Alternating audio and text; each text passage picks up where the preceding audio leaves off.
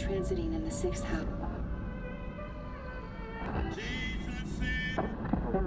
Start heading over to the downtown sports arena and get Metallica's One Night Only. Estou sozinha neste momento ao telefone.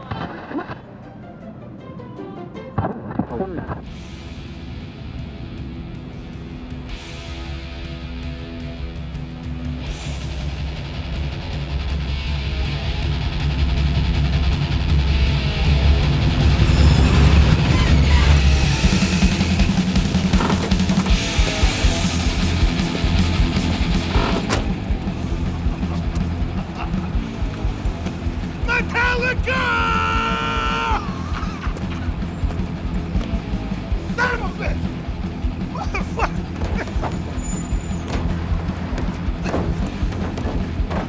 Come on, first in, last out, motherfuckers! Fucking right! Stay! Yeah, Metallica!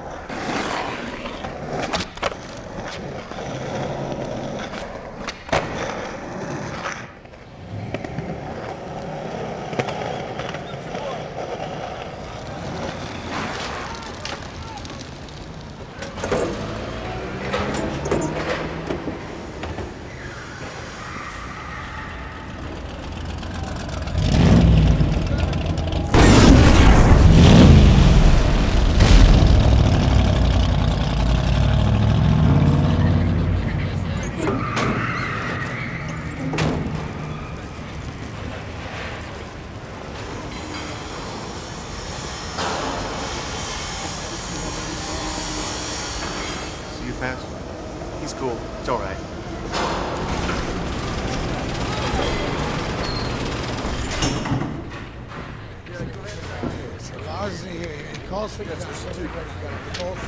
Hey, good, my man. Well done. Hey, listen, stick around. Don't be scared. I may need you. Stick around over here, okay? All right, let's take a look. See you got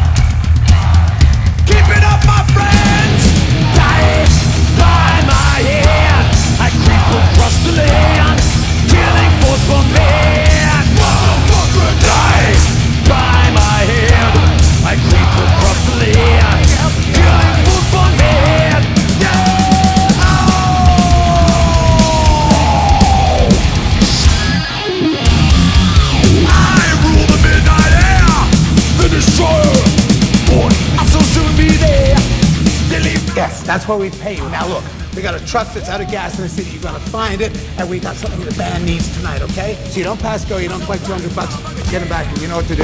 Good boy. I want you singing it!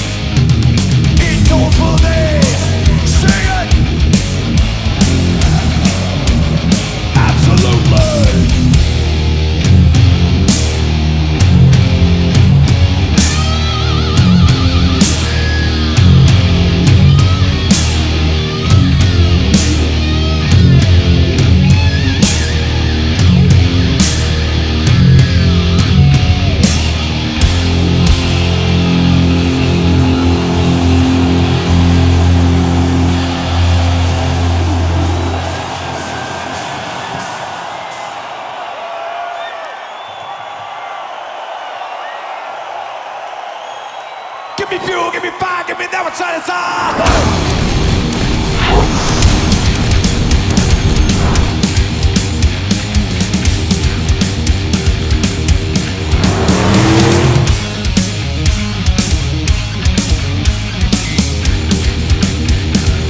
Tonight I see red. Drilling cracks crack my head. Not too drunk to pay me dead. And I see red. From the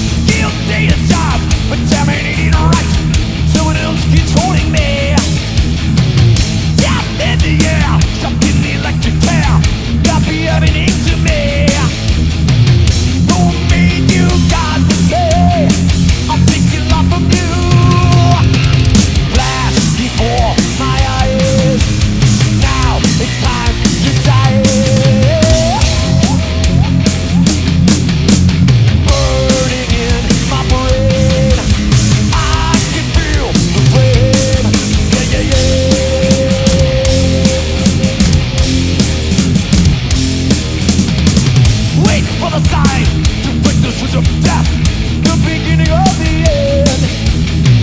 Swat jelly cold is how much of all got up.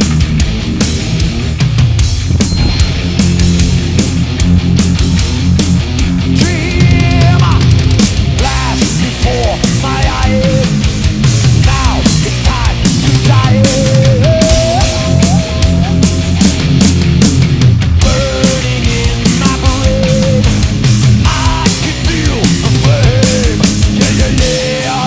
Go.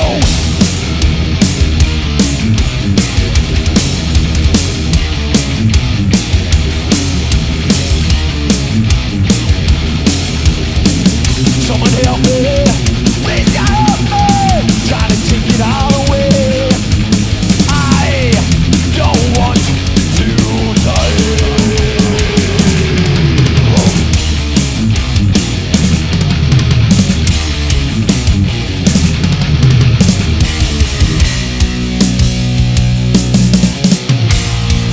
Follow me. Hey, hey, hey, hey, hey, hey.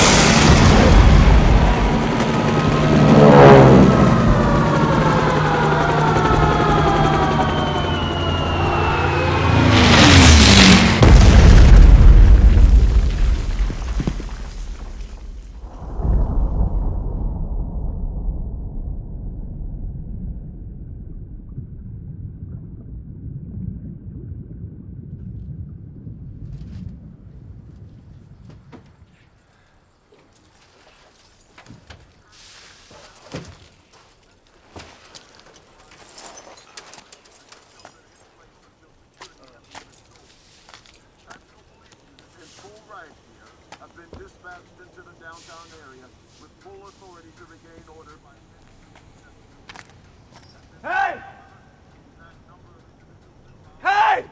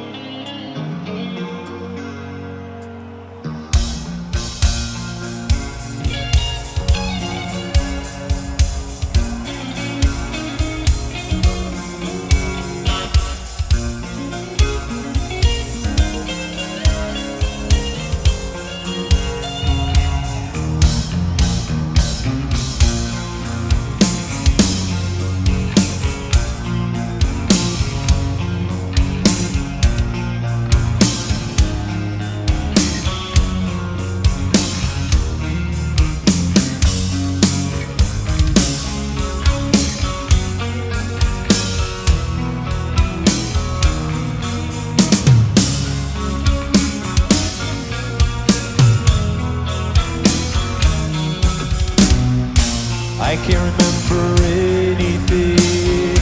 Can't tell if this is true or a dream. Deep down inside I feel the scream. This terrible silence stops me. Now that the war is through with me, I'm waking up, I cannot see that there's not much left of me. Nothing is real but pain. Now hold my breath as I wish for death. Oh please God, wake me.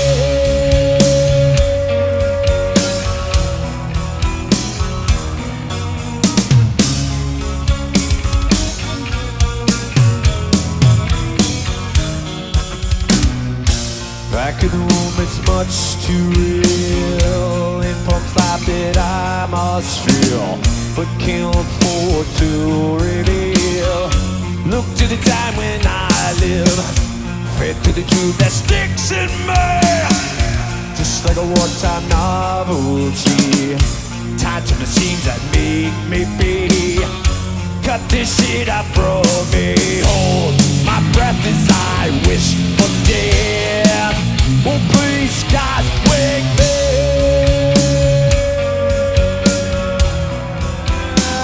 Please God, wake me.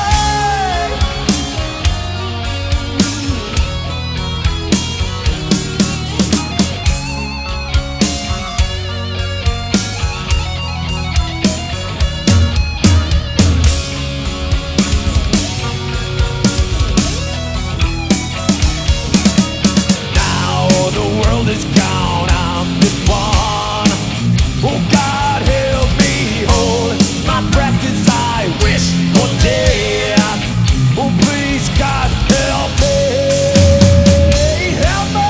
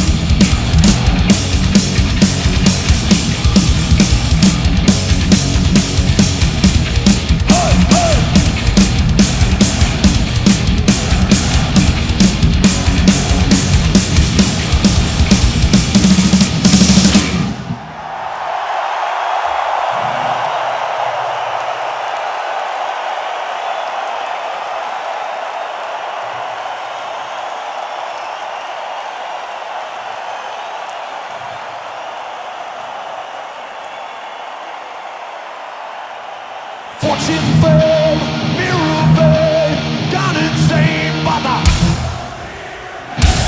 yeah.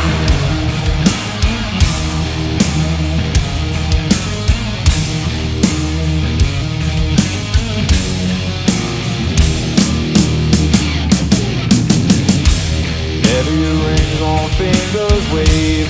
Another star denies regret. See the nowhere crowd, the nowhere cheers of honor.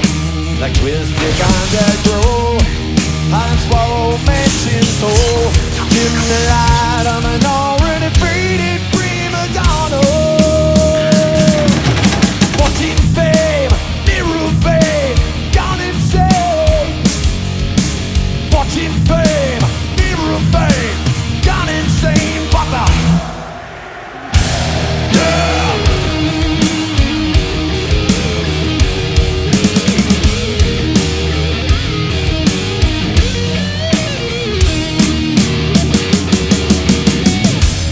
Heavy rings, old cigarettes, up to lips that time forget. See the Hollywood sunset behind your back. Can the band play on? Just listen to play my song. Ash to ash, dust to dust, fade to black. Fortune fame, mirror fame, gone insane. Fortune fame, mirror fame, gone insane. Dance little king got it. Sing.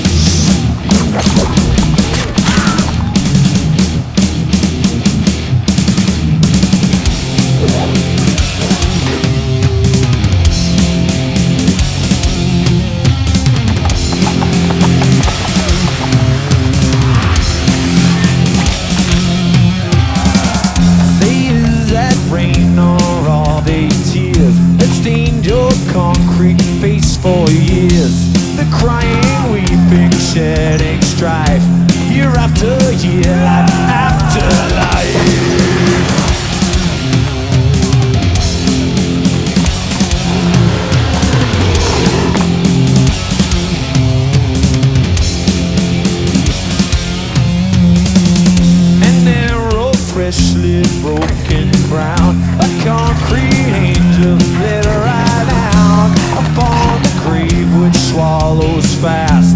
It's peace at last, hey, it's peace at last.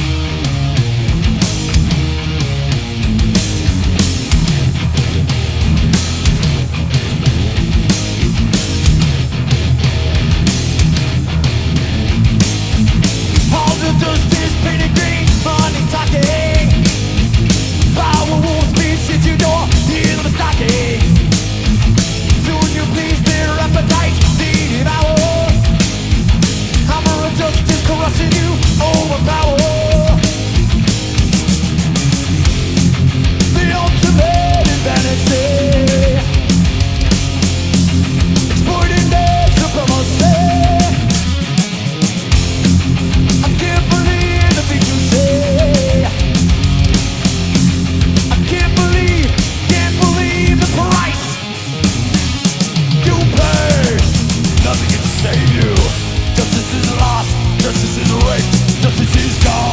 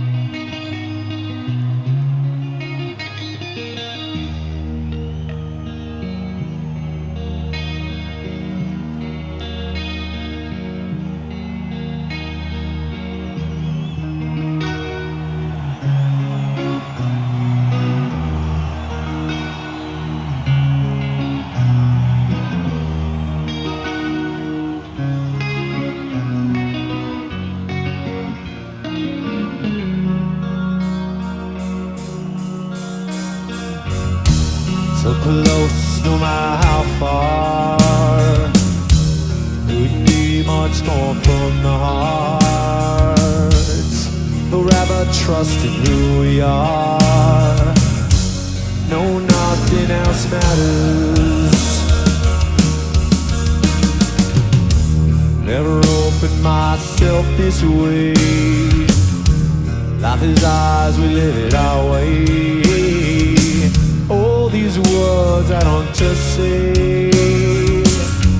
No, nothing else matters. Trust I see and I find in you. Every day for us something new.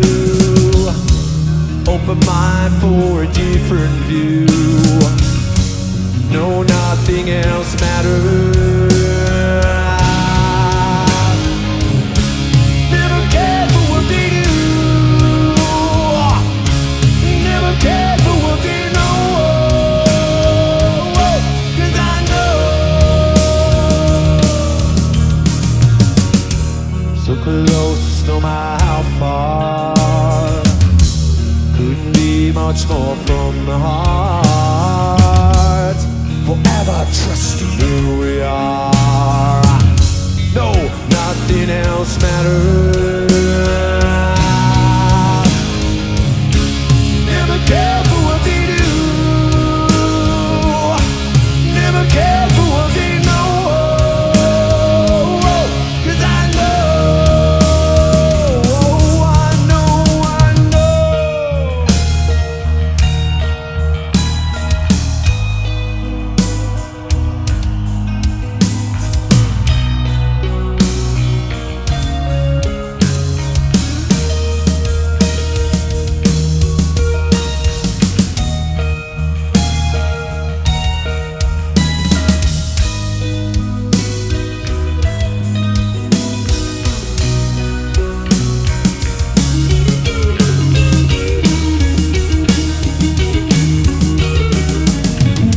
I never opened myself this way. Life is ours, we live it our way. All these words I don't just say. No, nothing else matters. Yeah, trust I seek and I find in you. Every day for us something new. Open mind for a different view. No, nothing else matters. Never care what they say.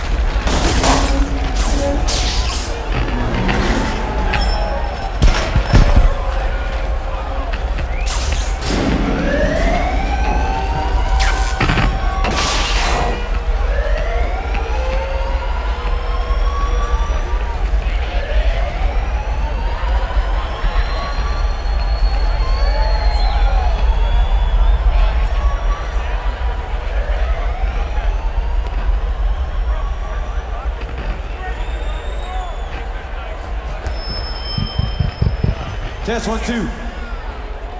I can hear it. Can you hear it? Is everyone okay?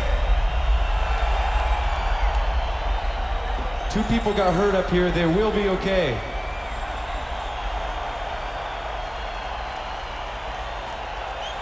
Right on. Well, make sure you're all right. Can we get some lights up here to assess the damage, please? Should we keep playing? That's what I want to do. We're gonna try and keep playing. Let's get some amps up here, man. We don't need all this fancy stuff anyway, right?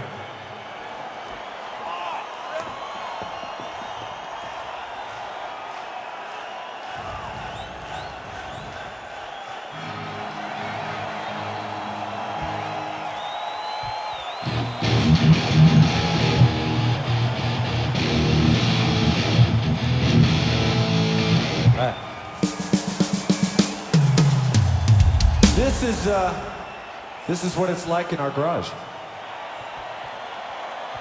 Exactly. This actually reminds me of Kill 'Em All.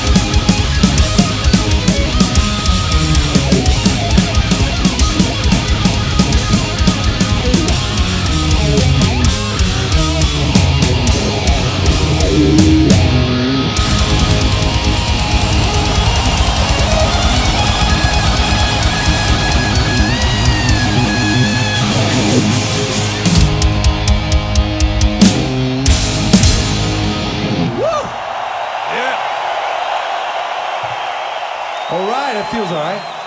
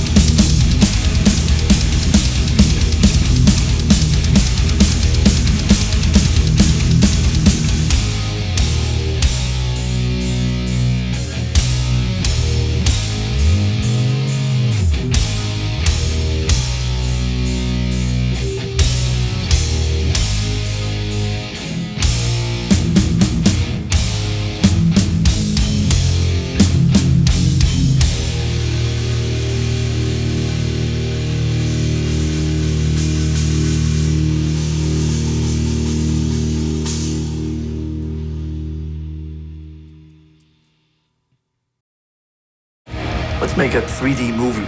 Great, that sounds like a pretty easy thing, but nothing's ever easy, especially when it involves filming. Filming a movie is a little different than doing a regular live show and just capturing it on video. We're trying to make this thing the best it can be. You know, 3D cameras and the way the destructions go, all of that. We're trying to make it as intense as possible.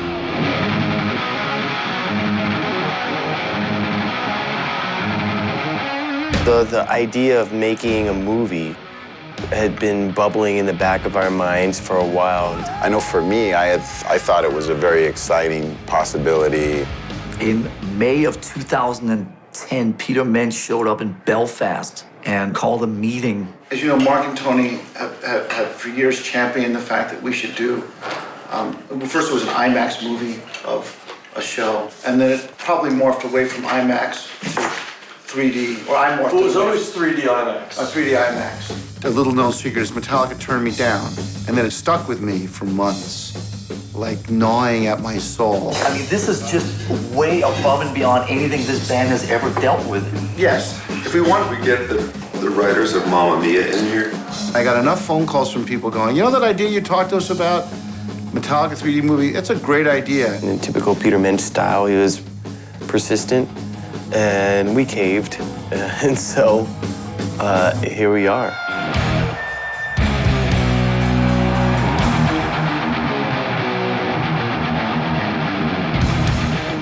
I'm very happy with the concert movie, what has been created here to go on an amazing stage that's built just for this movie is engaging enough. Management originally envisioned just a full-blown concert film. And the idea was to play our greatest hits.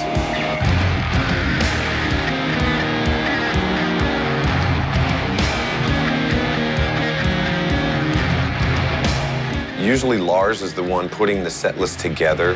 I hate to use the word best of. It's a 2012 look of those elements that have highlighted, he says cautiously, the various stage shows up till now. Good God! So there's certain songs that have to be in there for the stunt part or the spectacle. Then there's basically what are some of our best songs. There are varying opinions on that.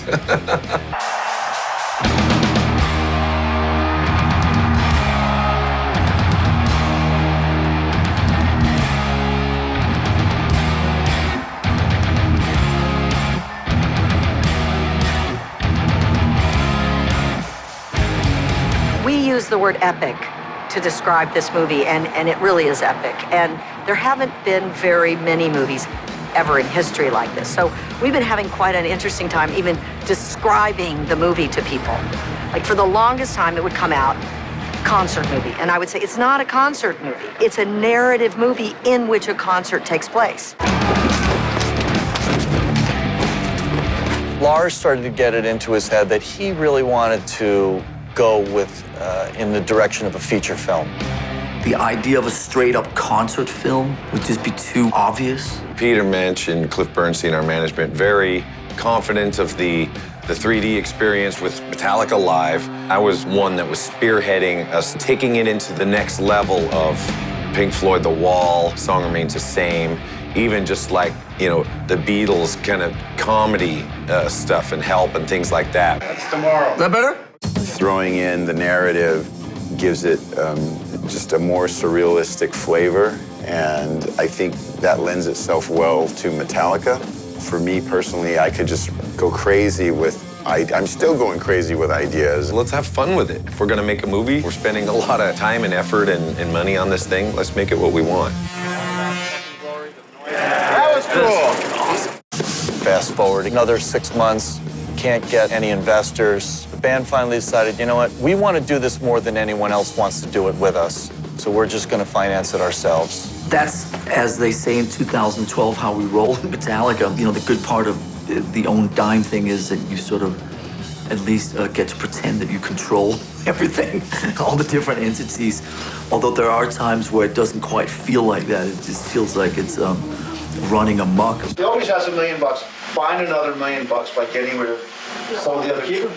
So we saved ourselves $2 million instead of $32 million, like 30. I think it's worth doing. I think saving any money is worth doing, frankly. You know, there was a lot of times in this movie where we were like, no way, we can't do this. Let's just pull the plug. I mean, this is crazy. It's only music people that want to be filmed. What the fuck? Go film these fucking people. Go film it. Don't turn it off. From the money it's gonna take to make this thing, how long it's gonna take to even break even. You know, our kids could still have the bill for this thing, you know? Go out and film some great shapes, all right? Big faces. Yeah. My kids are all excited about, Dad, what do I get when you die? Like, here's a bill for the toilet, you know? This movie's gonna be so fucking expensive. No one's thinking about how we're gonna make the money back. I don't even know how we're gonna break even. I know what the budget is. What's the budget? Exactly. Well, wait a second. The budget was $15 million. Well, you know what? Guess what? You know that line, $15 million? Look behind you. You know, when we play indoors, we play in the round, in the middle of the arena. But before that, we did a bunch of stuff that was fairly theatrical. Peter Minch had this vision in terms of bringing in a lot of the imagery from the album covers. He had an idea for a stage that had all these what do you call them, effects? He said, what if we took the Snake Pit from the Black Album? What if we took Doris, the Lady Justice, and brought her back on? What if we took all of these great things, which I called the greatest bits, not the greatest hits, and put them all together onto one stage?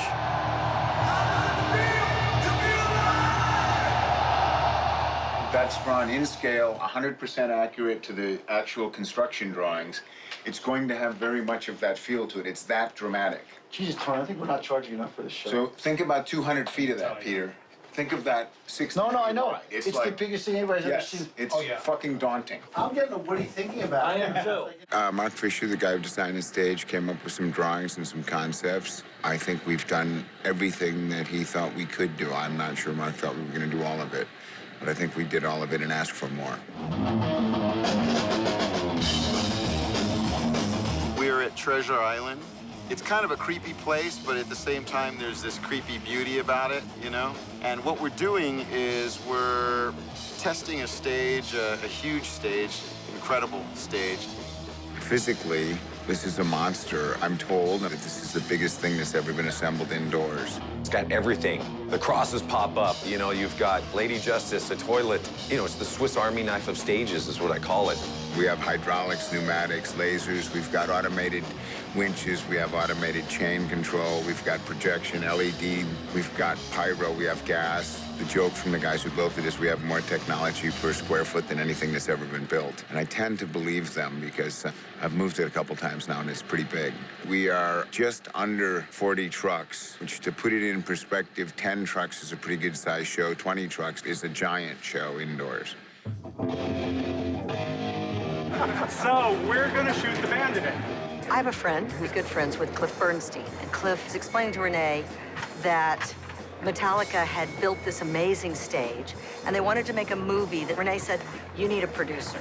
He dialed my number. He said, hey, would you like to make a Metallica movie? Practice safe filmmaking, okay? Especially BJ, you guys who are up there, okay? Trapdoors opening on stage? Yes, there are trapdoors. It's as tricky as it gets. I've done a lot of things in 3D. I've done nothing but 3D for 15, 16 years. Tuesday. I have a question. From the minute they walk out, how long until they're ready to play? Sure. Sure. I love A week from Tuesday. You know, they say hurry up and wait. This is it right here. This is the best. I've been standing in this spot for 2 hours and 11 minutes. I was told 3 minutes they'd be out. With how many people? And I am watching that door like a schoolgirl in love. We have worked with Metallica probably for 20 years, building their shows. We build all of the top touring rock and roll shows that tour throughout the world. When nobody's really done it before and you're designing things to be shot in 3D, there was a lot of unknown. We're getting it, slowly dragging them one by one. from their lair. Okay, what do you think Winky's over there doing? Besides pissing me off. Stop talking to James. Winky, let James go onto the stage. They're still not here. Oh my God. Oh, they're killing us. Okie dokie. Honestly, I'm speechless. When I have my crew texting, that's when I know I'm in trouble. These guys, you know, they're not free. Oh God. Oh my God. Oh my God. That doesn't happen in my world. Plan the shoot, shoot the plan. We did one. Okay, I'm going in. I'm going in. Going in. I'm armed. Well, that's you. Where's Lars? Okay. I got him.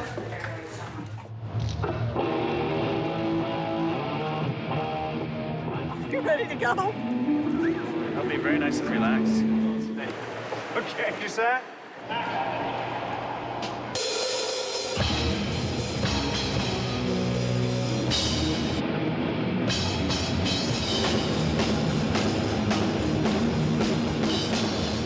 It takes a while to wrangle them all and get them up onto the stage, but when they go, they are perfect.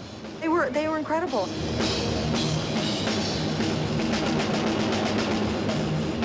It's a big stage, so there's a conditioning factor. This is actually a great way to kind of break in the limbs and the tendons and the muscles.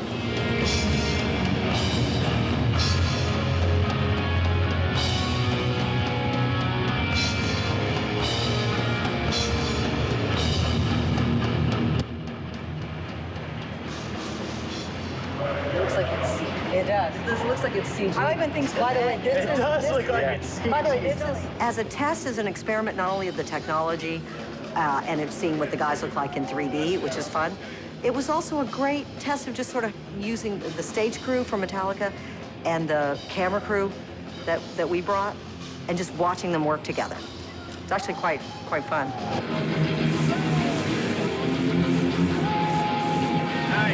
Excellent. Excellent job. Okay.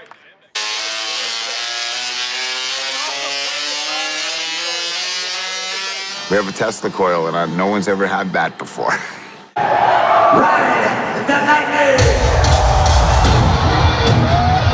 I think the closest thing we had to any production on Ride the Lightning was our backdrop, which had the electric chair and lightning on it, and a Metallica logo in sparkly foil. You know, the most important thing for us, I think, is just to continue in our 31st year to be as varied as possible so that we never rely on the same thing over and over again. I think we have to develop some special effects around here that aren't pyro. I think we have to find some real sparking devices. The electric chair was Dan Brown's idea. We always knew that we had a really good image that we never really used, which was the electric chair from Ride the Lightning. I had mentioned a lot of things that I wanted to do. Cliff Burton showing up in a hologram or something like that. You know, let's take this to another level, and just kept hearing, no, that can't be done, no, that can't be done. And the Tesla coils was one of those things. You know, can't we have real electricity? And everyone just said, no, it's fucking dangerous, all right? It's deadly. That was very surreal. Well, for me, the Tesla coil is kind of a funny thing because in my mind, it was Kurt. It was always something that he wanted to have. I said to Winky, we need Tesla coils, not the small ones that you can buy in stores. I went to a science fair once and I saw 2 gigantic Tesla coils. I know they're out there. We can get it. We can get them. We can do it. And when he first mentioned it at the table, I kind of started laughing at him, having no idea he was actually serious. He actually tracked down a company of people who are just total followers of Nikolai Tesla, the actual inventor of Tesla coils. 5, 4, 3, 2, 1, go.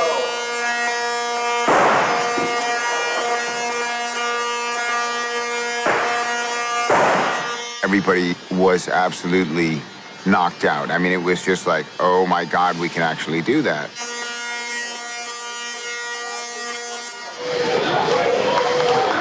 Absolutely fantastic. If we can make that work, if we can make that safe, that's unbelievable.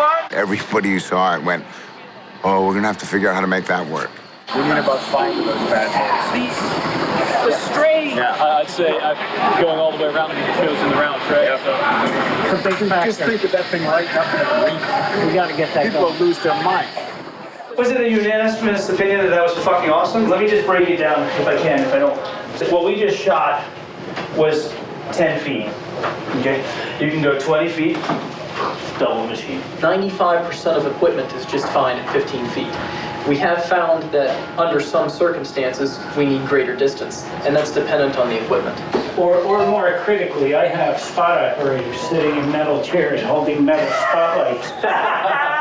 Normally, we don't even let people approach this sphere of death. The sphere of death. The sphere of death. Sphere of death. Apparently, it's a sphere of death.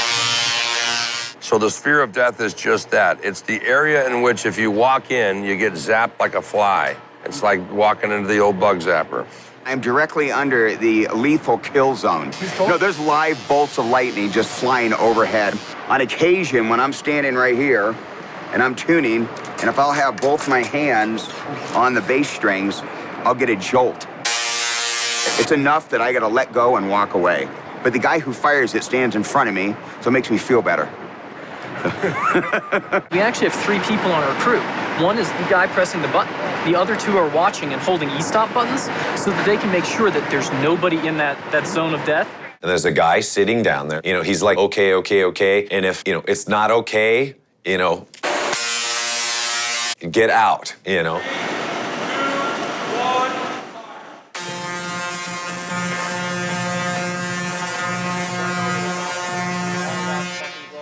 That was cool. It's incredible when the electric chair comes down and the Tesla coils start firing and you have these huge lightning bolts coming out of it. I mean, it's super impressive. I love it, man. Winky came up to me and said, I did it, Kirk. Right on. Right on.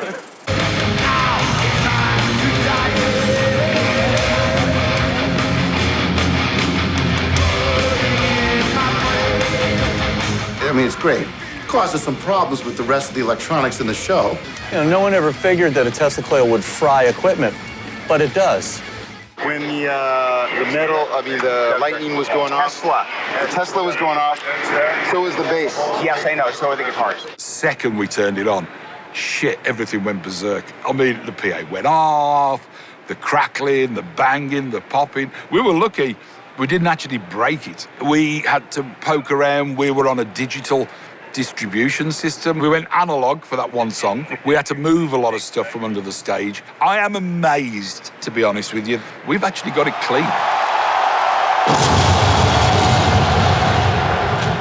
These are technically very complex, but the effect they deliver is simple, it's visceral, and it's just blatant. And I can't wait to see how the crowd responds.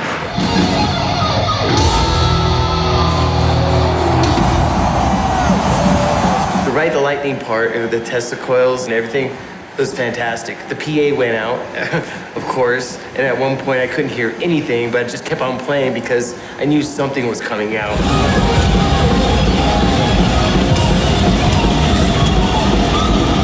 Oh, Ride the Lightning is the absolutely perfect song for this. The chair that come down with the lightning all over it, great. Ride the Lightning. It's still my favorite. Electric chair! The best, lo mejor! Ride the Lightning, man. That's incredible, man. I can't believe it. It's just huge and spectacular. Right on.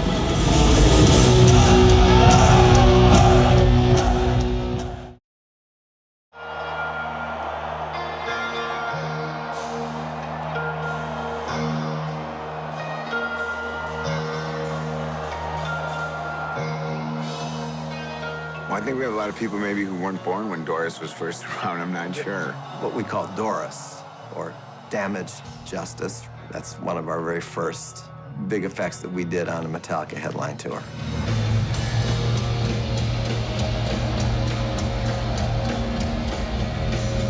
And the Oscar goes to? Doris was on the Justice Tour, and it was a big hit, and so we wanted to revisit that. And of course, like most of the things in this show, it's bigger and better. I'd like to think that the word normal is not something that we, you know, throw around. in this band. It's always interesting when somebody wants to do something that they did before, and it was very easy doing it before, and now they say, well, it shouldn't be that easy to do it again. In fact, nobody really remembers how difficult it was to do previously. 2, 3, 4. In '88, that's when the first Doors. It was smaller, it was simpler, it wasn't in the round, it was behind the back line, behind the drum kit. So we could stay hidden behind with ropes and we would pull on her to make her wobble and move. We have a high-tech Doris now that's amazing. 3 times as big, looks great, much more dramatic. How does it get built? Oh, I'm so stupid. Someone build it? Yeah, we have a cherry picker that comes up out of the stage. Yes, I see the cherry picker. And we have highly trained operatives who will ride the cherry picker and they'll put the thing together. So by the time we start Unforgiven, it's still being built. So it's being built over 2 songs, correct? The idea that you're going to build a 35-foot sculpture during a song and knock it over and have it look real and believable is a very difficult thing to do. And the first thing you have to do is figure out, as you're building it, how the hell do you hold it together? The concept of putting Doris together was originally using a bunch of vacuum tubes to hold her together so that when we released the vacuums, she would collapse. We kind of gave up on that and really started from scratch after Treasure Island. So we rebuilt an entire new system for Doris. They put the pieces together with magnets, which is how it is now, I think. But then, of course, it won't fall to bits. So they have a pin that comes down with arms that come out and push it away, and it doesn't fall to bits. Now they've had to introduce 2 more pins that come up from the bottom and push it away. It just wouldn't collapse to auto command. And I felt for those guys. God, they have spent 24 hours a day in these venues trying to make this work. Guys, let's pitch in and grab this. It takes a team of people to build her, and yes, we practiced it as much as possible. We've built Doris in practice more than 100 times. Let's go. I want to go from a clean deck. I'm going to get in the pit. Washer's going to get in the pit. First couple times, how long did it take? 19 minutes or something? Yeah. We would have to have started as the audience is walking in. The guys down below know exactly what pieces are being handed when. They get them assembled. Our man on the floor, McLean, calling the cues for the crane to move, is right on top of them. I haven't put a stopwatch on in a while, but... Probably like 8 minutes now. I think at this point, most of the people know she's going to fall down. But trying to create that illusion, even if it's for just a brief second, that what we're doing is very, very real. All right, I'm going to do the large position of this, all right?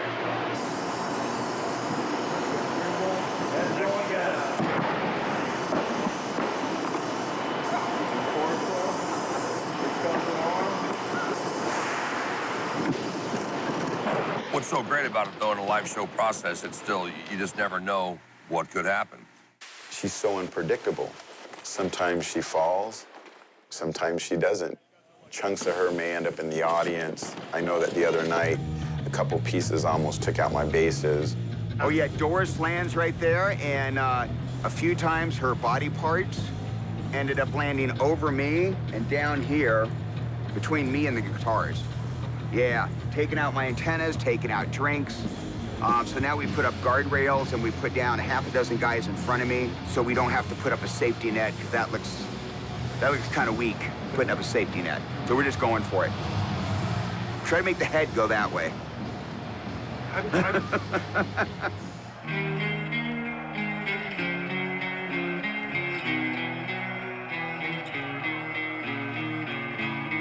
My favorite is Justice. Yeah. Justice. Doris con la Justice for Alto.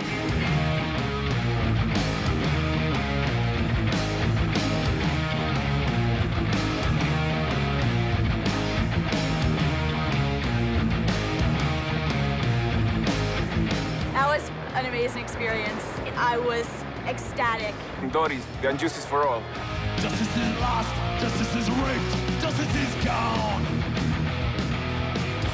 Pulling your strings, justice is gone.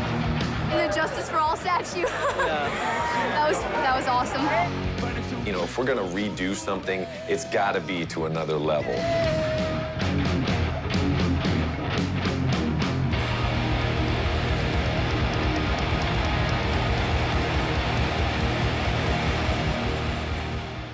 I think the biggest challenge is trying to take this design that sits on a piece of paper and say, how do we make this so that the band can do what they do? I think all of us are very passionate about trying to make sure the band has the best possible surface they can to deliver their energy to the audience.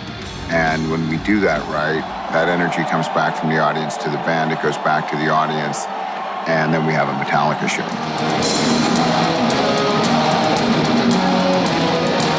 Stuff like this takes a lot of time to develop, to put together. I know our production team has been working on this for a couple years, just building the stage.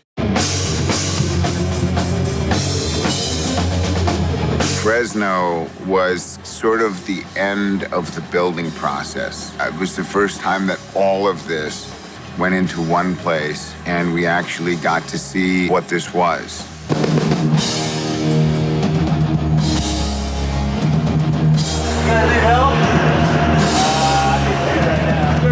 I think we were in Fresno for about 21 days, and we ran the building 24 hours a day in different shifts, different people working at different times. It was very exciting to see all of this stuff come off paper and out of 30 trucks. As long as you stay out of this kill zone that's right here, you're fine. The primary purpose of that exercise was to load all this gear in and run it. You know, this is like building a brand new race car. You've got to put it on the track and run it to find out how it's going to act and get all its characteristics and then tune it. Same thing with this, only it's 36 trucks worth of race car. And, you know, and a few 100,000 pounds of gear. We built the aircraft carrier, and Tate Towers came up with a few ideas to help things along. Peter Mensch just kept adding more and more things.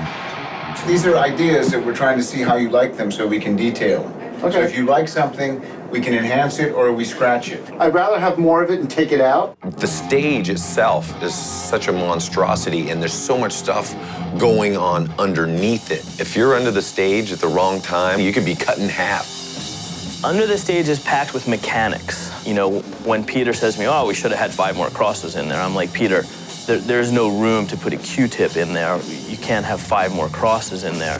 I guess it's like a giant game of Tetris. It's probably too big, really.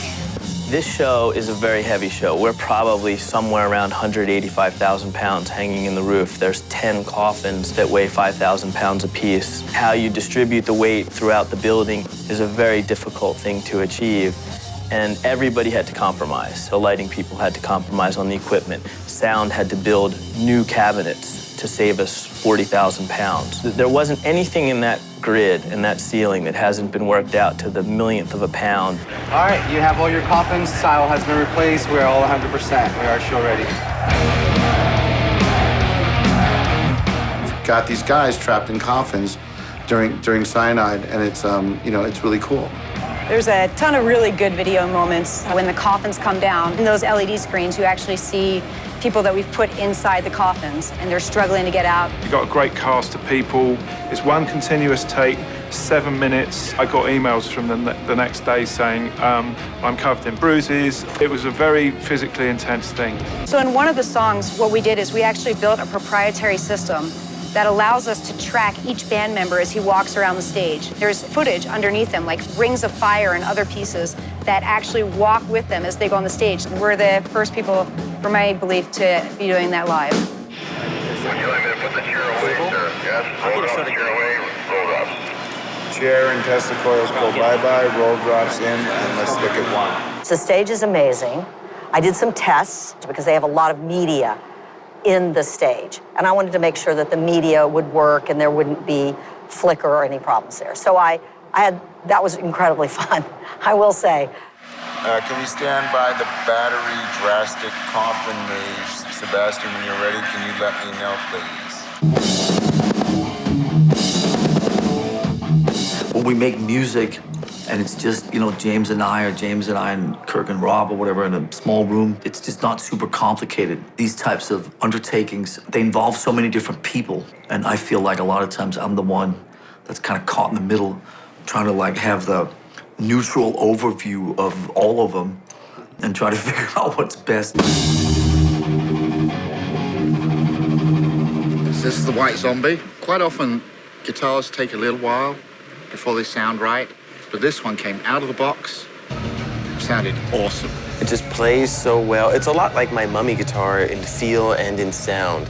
I have this movie poster, a very rare movie poster, and I like the movie poster so much that I took the graphic and pretty much designed it for a guitar body.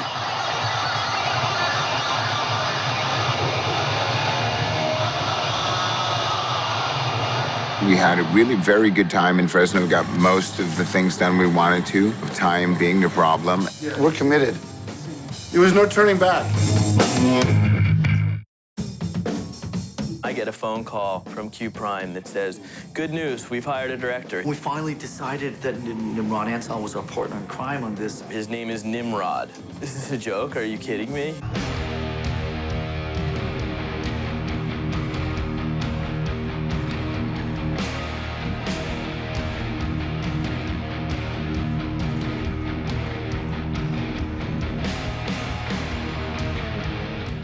Short, the director. Yeah, we are.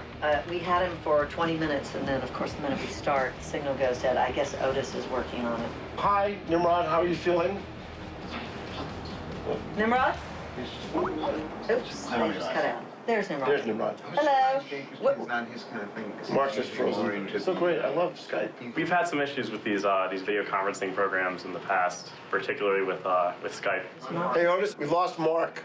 Scares me when you leave us in here alone. I just went on the internet actually to sign up. Oh, we lost him again. I mean, does it work ever? It never works for us. People love Skype. Nimród, can you hear us now? Oh, our sound just went out. Or is it us, or is it the system? It's Skype. Well, we like to say that the Q in Q Prime does not stand for communication. One song Nimród wants to see if he can move back. I was just hoping to move fuel a little bit further back, if that was an option. Normally what happens... Otis. We lose him again? We lost him. Otis! Otis! This is going to be the best stuff we have right now. Nimród, you there still? Can you hear us, Nimród? Mark, I think... I can produce a very complex, multi-million-dollar, multimedia, multi-format movie for one Skype session. We had a really very good time in Fresno. We picked up and moved on the block to Oakland, and at that point, the band came in to see this.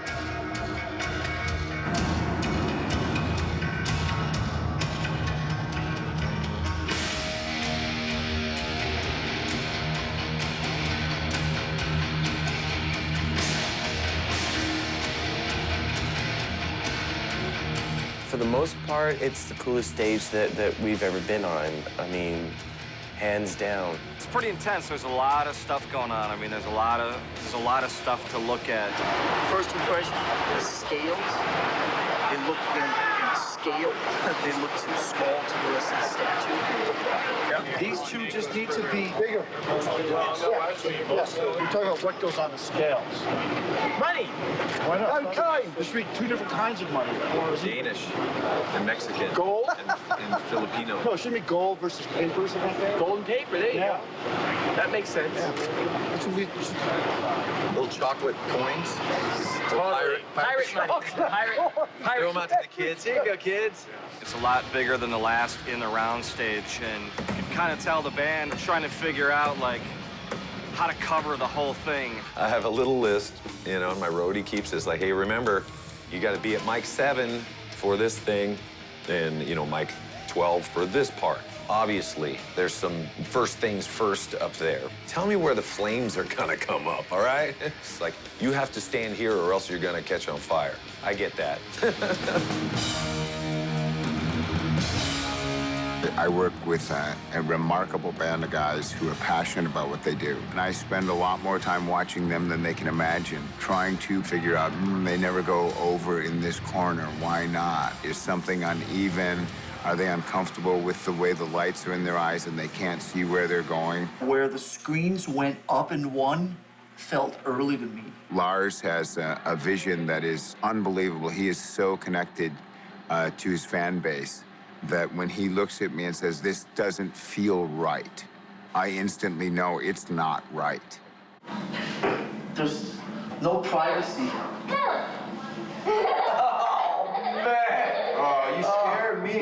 When I was 14, I used to travel with my dad all over the world, and he, was playing professional tennis. There was no kind of separation between the adults and the kids. We were all just together. My kids love to come to the shows. I treat them like they're sort of want to be here. It's not sort of, okay, go over and sit in the corner and play with your Legos. I think it's good for them to be around this kind of environment. Just kind of see what it's all about. What is it Dad actually does when he leaves the house? When does the car accident happen? The car accident is... Nimród has that Metallica thing about him, which is it's not good enough to do a great job. You go one step beyond that. He sees the lights, red. Comes to a screeching stop, and he looks around, but there's no one fucking around. It's like, I've stopped, but for who? And it's the little man hanging in the mirror who just kind of just looks to the side. The little man is something that Nimród brought to the creative. He said, it's really important to me that Tripp have some kind of talisman, some kind of object that means something to him. And it was in the very first pitch. It's the same kind of energy. You guys are evoking emotion.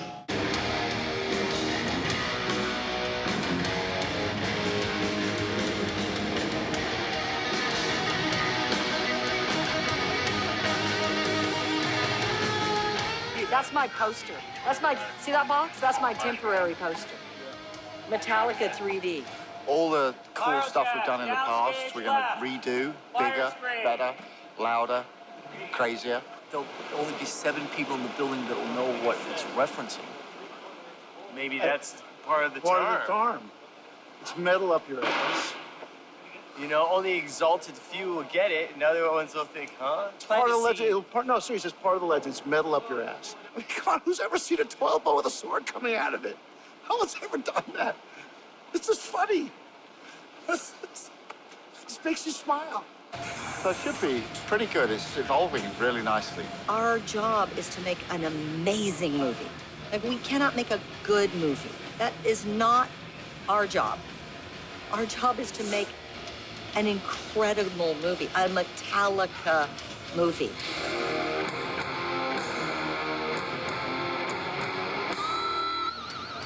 This is how we should leave the show. We all hop in and say, thank you, good night, goodbye, Uncle. Kirk, look at me. And then we go into the stage, and we're done. I wish I didn't have a cold. My Mexican brothers and sisters are gonna heal me. Mexico City was one of those truly special residencies. It was unbelievable. I think it will go down in everyone's memory bank as one of the most special times in Metallica's history.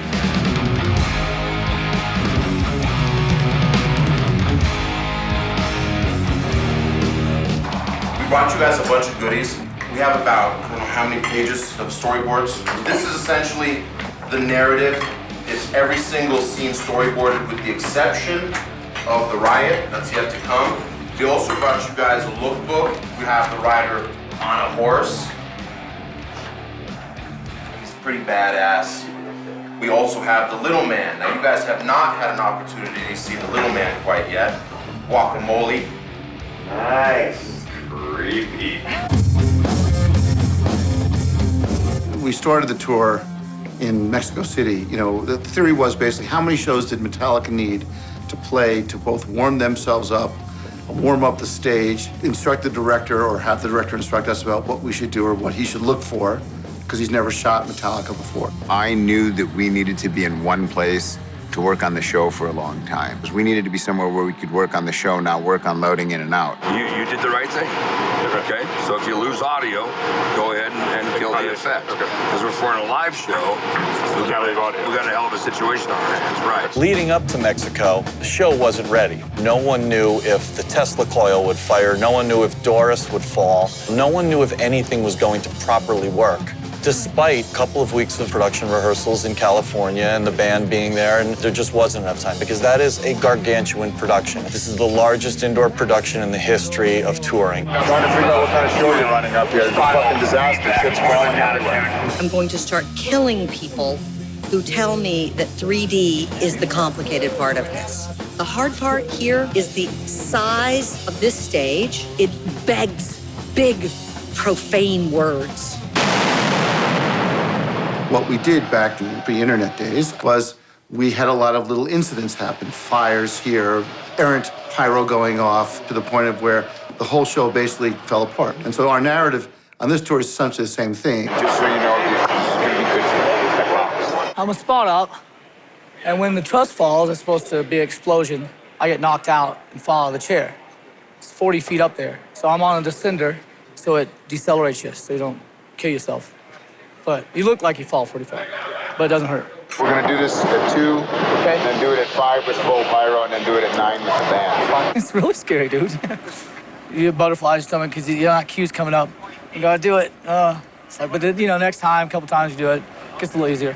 What's so great about it, though, in a live show process, it's still, you just never know what could happen.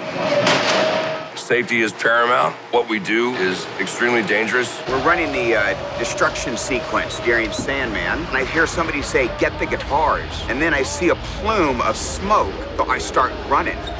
And I did not realize it, but it's not smoke. It was oil. Who hits the oil slick? The fucking slides down here like it's on a slippy slide. So once it comes down here, ow! Like this. My workbox was covered. My pedal board's covered.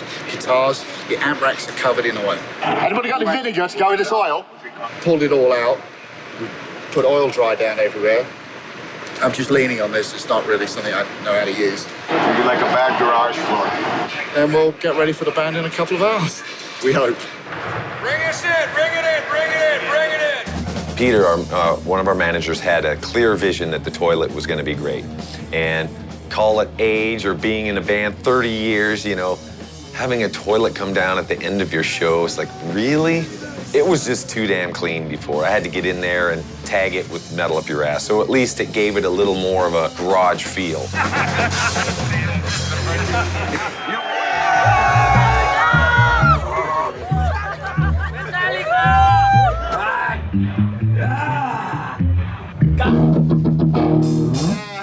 El Diablo Gato.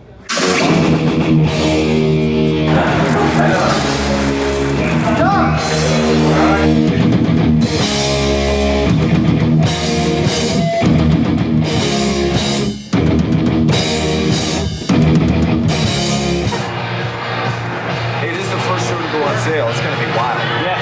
So we're going to have to match the crowd, all right? Yeah. So let's have a kick-ass show, shall we? Hell yeah. Be safe. All right. Do it.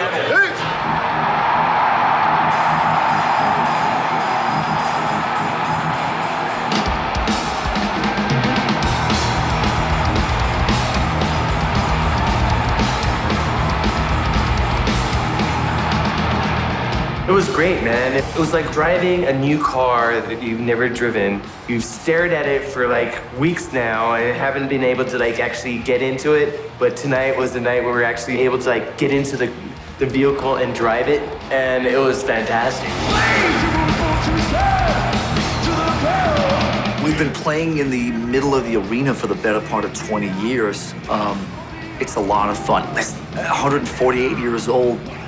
Every time you get up on stage, it's a lot of fun because that fact that you actually can climb up the stairs, is a minor miracle in itself. There was a couple moments with the pyro. It was just so incredible and powerful. I was like, are we sure that this stuff is working correctly? Because it's so scary. It's such a powerful feeling to know that you're surrounded by all of this danger, but it's working in your direction. It's working with you to bring an amazing visual experience for people watching it.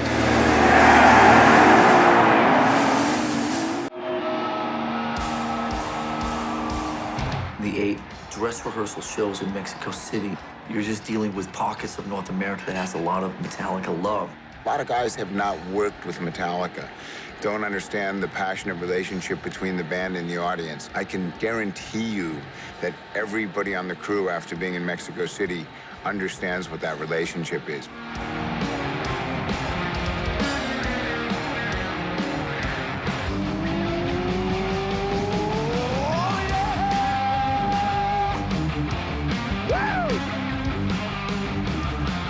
Por supuesto que conozco a Metallica y mi rola favorita es Enter's Headman.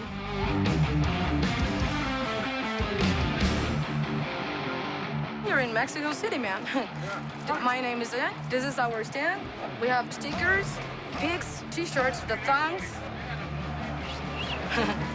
Anyone has ticket for me? These are Region 4, we call them. It's a local joke. It's made in Mexico.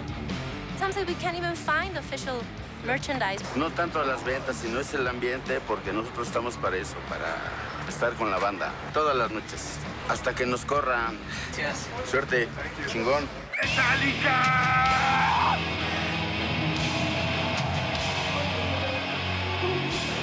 Band's management was certain that we could sell 6 nights and felt we could sell 8 nights. Cuando salieron el poco de fechas, yo no sabía qué hacer. Yo, ¿qué vendo? ¿Qué vendo? No sabía qué vender. Él me llamaba y me decía, ¿qué vendemos? ¿Qué hacemos? ¿Qué hacemos? A los 8 conciertos vamos a estar aquí presentes, todos en pista. Todos, todos. Over 170,000 tickets sold in the same city. In 31 years, it's the first time they've done 8 gigs in one market. Now that means 8 clubs, 8 theaters, let alone 8 arenas. For that alone, it was an unprecedented event. Pretty sure that people slept here waiting to be first in line. Every pain is worthy for see Metallica. Enjoy this night. Yeah! Whenever we work with someone new, I try to explain to them that this isn't just a rock show. There are many people who come to the show that this is life for. It's a cool part about working for the band. ¡Viva Metallica, cabrón! Todo lo que es Metallica, Metallica en sí es vida. Para mí, Metallica es vida. O sea, yo sin Metallica no vivo. That passion from our fan base affects a lot of us on the crew and helps us to try to push things into that next level. I have this little present for you. We gave him a present from our place of origin, drawings from local artists, and we hope they enjoyed the little souvenir. Hola. Hola. She's not coming out tonight? No, a mí siempre me ha gustado Metallica. La vez pasada no pude venir porque estaba embarazada. Mi primer hijo y ya estaba a unos cuantos días. Ya era demasiado. Ahorita tengo 6 meses. Así es que todavía podía aguantarlo. What's in the boy or girl? Baby girl. A baby girl? Ellos eran muy tranquilos, nunca me llevaban en ningún lado. Entonces yo creo que por eso ahora mis hijos salen un poco reventados desde la barriga. Give me fuel, give me fire, give me double silencer!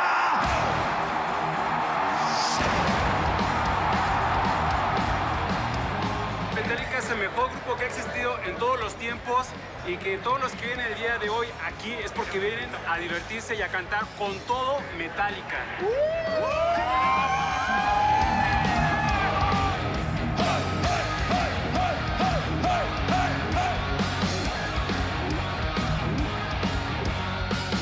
Wow, those Mexican crowds, they sang along.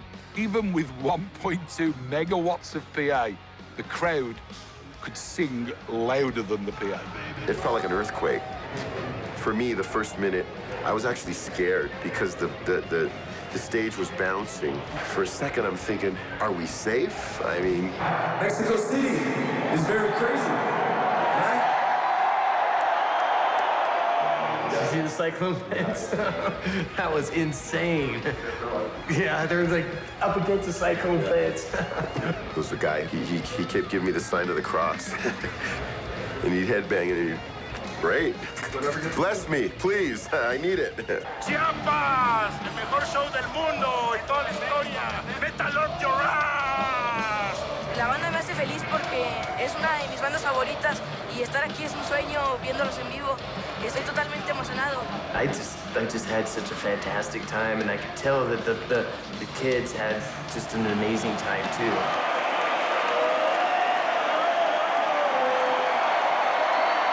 Donde sea que venga a Latinoamérica, nosotros vamos con ellos. Corazón. Metallica, corazón. Thank you, Metallica! This is my best birthday in my whole life. Qué bueno que vengan aquí a México, que me encanta Metallica. Que vengan más veces, por favor, porque no les hemos fallado en ningún momento y la banda se prende con ustedes. ¡Arriba, Metallica! Woo! Now, regarding the concert, we loved it. Awesome stuff. I saw dudes singing in the audience. I saw their reaction to the shit going down when everything was malfunctioning. Those are the things that we're going to really want to capture. We're going to be wanting to track overhead on the stage while you guys capturing the graphics You started jamming under Doris at one point, and that was especially interesting, given that's the one we were really going to be able to sell scale.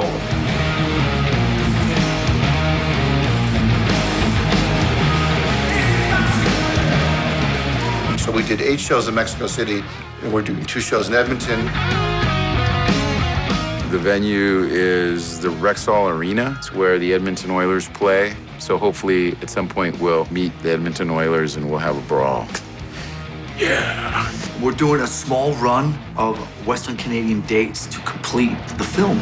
It's finally being filmed. Hey, I'm going to go into this destruction run through. Some of the queuing for Jason shoot is entirely up to you. It's all visual. We're excited to get the ball rolling on this. You know, we've been talking about it for a long time. We've been preparing for it. I think everybody's got sort of that butterfly effect. Not us as much, I think, as our crew. Flaming Guy starts. I'm a pyro guy, aka also the burning dude. I get a 4-foot wide, 3-foot tall wall of fire that goes up my body. I have a full layer of fireproof long underwear, basically. Then a race car suit on top of that, race car shoes, balaclavas, gloves, and on top of that we throw some denim jeans and pants. I feel no heat the entire time. John Aerosmith was the original burning dude. I'm version 2. John Aerosmith is actually the guy who got me into pyro. This scene was why I became a pyro guy. So to be able to be the burning dude is kind of fun that way. Sometimes, because I'm in the same end as Lars and Kurt, sometimes I get a funny glance over from them like, you're nuts. It doesn't matter where we put this, it's an eyesore that we are not used to having. So let's put it where it's the best for your cameraman, or we're just screwing ourselves. We need this to get the absolute best shot we can. Anything less than that is a waste of our time. I mean, I think the 3D movie part really is up to the movie people. That's Nimród and his people's thing. Nimród needs the best shots we can get. That's all we're here for. Everything else is nothing. I told Nimród, their director, anything short of awards doesn't work for us. If we're gonna make something mediocre, let's not work so hard.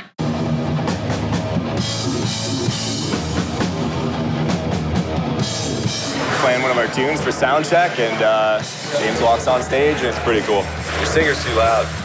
We only found out about the contest about a week ago and found out we were getting the show about a day ago. A radio contest on 100.3 The Bear, and we just happened to be the one they chose. Yeah, our driver said that you're the band. It's like, old school thrash, dude. Like, right on. I know. Cool. Ray's birthday tomorrow, so we have to pie him in Edmonton. So Adam, you're gonna have to do an interview with him outside. There's more flames, there's more lasers, there's more explosions, there's more props than they've ever done in. Duck down. Right. Happy birthday!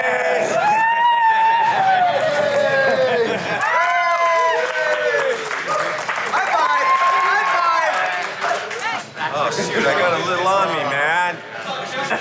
Well, I deserve it. Good thing it didn't get in your eye. I deserve it. Metallica's here to kick everyone's ass, including ours, all right? Say something, Kurt, that can't be used.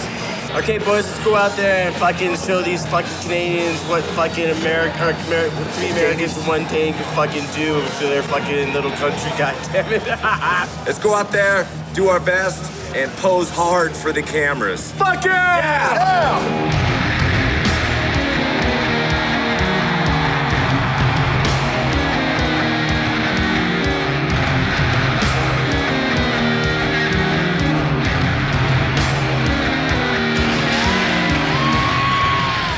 Another thing that the fans may not understand is that there's a real art to being able to perform live.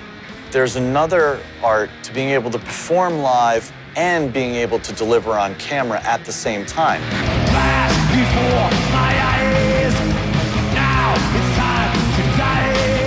Bands can play live very well. Bands can make music videos very well when they're on a set and there's not an audience there. But being able to perform live while being filmed live is really a difficult task, and they were able to do it. Hey, Canada, you motherfuckers are fucking great. Fuck yeah!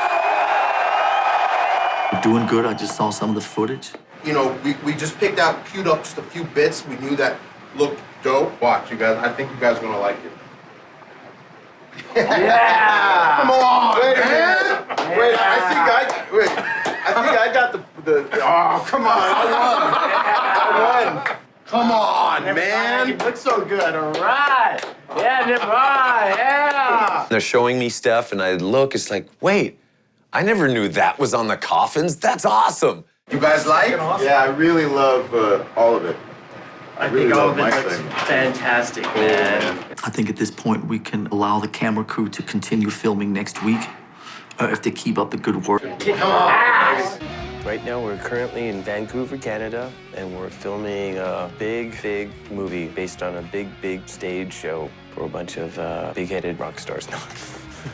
I go back with Metallica since, pretty much day one. I mean, literally, the first time I met Metallica was the first time that they played in San Francisco in September 1982. To go from a plywood stage, 2 or 3 spotlights with a shitty smoke machine to the wall, it's pretty astounding.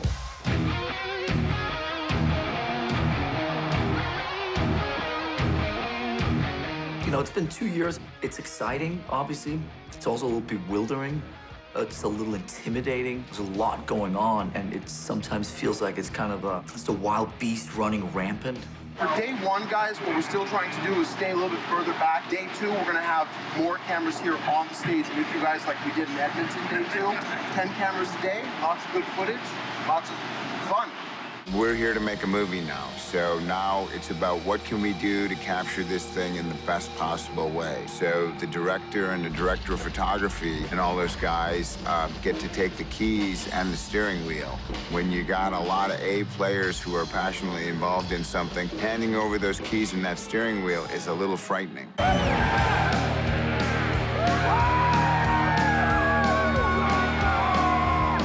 My hopes are basically is that it'll be the best live concert movie ever made. It's just a small hope.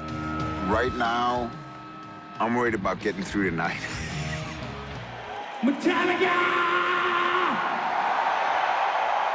There was a little seed by Dan Brown who said, Jim, we're playing up in Vancouver, and you should open up. Fuck bands. No one listens to fucking bands. That's not what he said. I didn't really think much of it, although part of me was like, wow, that'd be sick. Lars then comes, he's like, Jim, what we need from you is, it'd be fantastic if you kind of get the crowd excited. Do you realize you were personally picked to be part of Metallica's movie? All I heard from the stage was,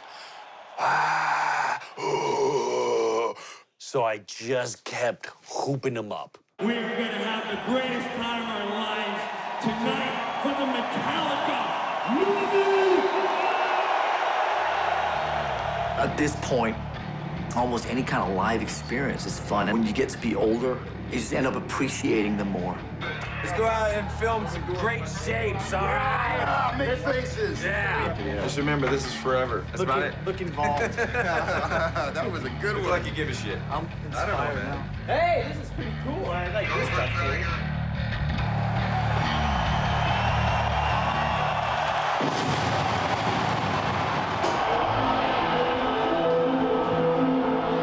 too. Look around, and there's 20,000 people pouring their hearts out to you, and we're sharing this experience together. It's very, very cool. It's a lot of fun.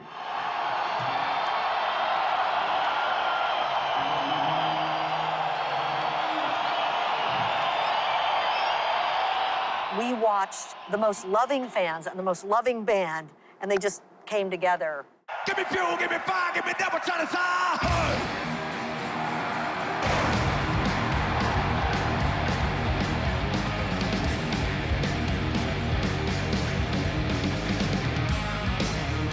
In my mind, I'm thinking this is the most metal moment I could ever think of. As a 14-year-old kid standing in front of the mirror trying to be Michael Schenker, and now I'm up there on stage and flames are all around me and people are just losing their minds.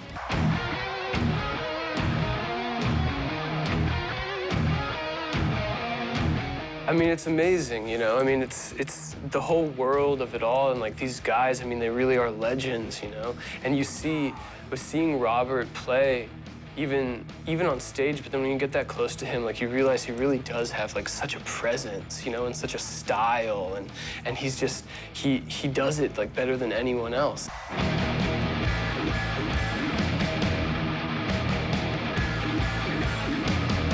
Lars asked me after the show, was there filming the cameras? We filmed with 10 cameras. We shot over 60 hours of footage. I've never been so nervous in all my life about filming on a stage that big, and it was by far the coolest and most beautiful thing on screen I've ever seen. It was everything that Peter Mensch and Dan Brown said it would be and more. Because the theater is designed in the round, we always have this amazing backdrop of thousands of spectators. So you really can see the depth of the performers on stage, the band members. And instead of having a video screen or some flat curtain behind them, you can see this sea of excited concert goers. So even the most simple close-up becomes this dynamic shot. Yeah, we're shooting it in 3D. It's my first time seeing the 3D cameras. Then you can go back and watch it in 3D, or like while the concert's going on, I can go to the control room and watch the concert in 3D. We had an array of 12 or 13 different monitors, and what I could do is I could select which camera I was looking at. I could see it in 3D. I could give instructions to the technicians who were adjusting the amount of depth, the amount of 3D stereo that the audience would be seeing from shot to shot. And my goal was to make it all comfortable so that when you see it cut together, you don't think about the fact that you're watching a movie. You feel like you're really there at the concert. Did you have some fun tonight? If you did, follow me. Hut, hut, hut, hut. I haven't seen everything. We're so in this picture, you know, that we can't see everything. So I'd love to be a fan and be able to see all of this once it's done. And besides that, go in and see the reaction of people around us being blown away by the effort put in by all. Thank you, Vancouver, for letting us film our 3D movie here. I couldn't think of a better fucking place to do it, right? Metallica loves you.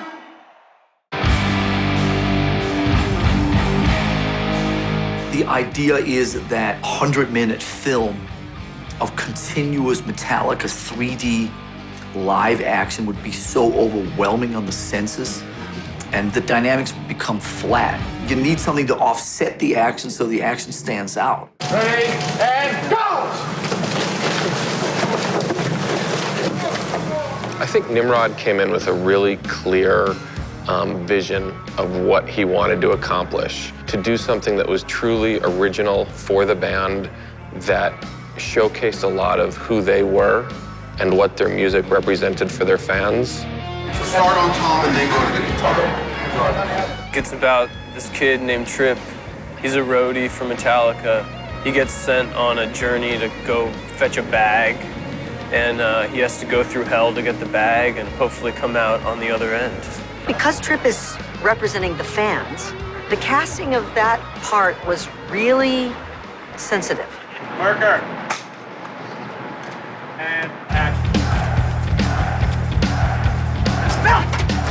When we met Dane, I think this was like director-actor love. He's everything Nimród wanted in that you can see everything in his eyes in a look. And I think a lot of actors today, you see it more in a smile or in the way they carry themselves. But with Dane, less is more. His subtleties are his strong suit. I think it's looking amazing on film. Couldn't hope for better. Now we're here, we're shooting the movie. We're actually gonna shoot a few scenes with us involved. I don't know, you know, it makes the job kind of easy, because it's like if the scene is, you turn around and there's James Hetfield in one of his hot rods and flames spit out his tailpipes and you're amazed that that's happening. It makes it kind of easy. I just turned around and like there he was.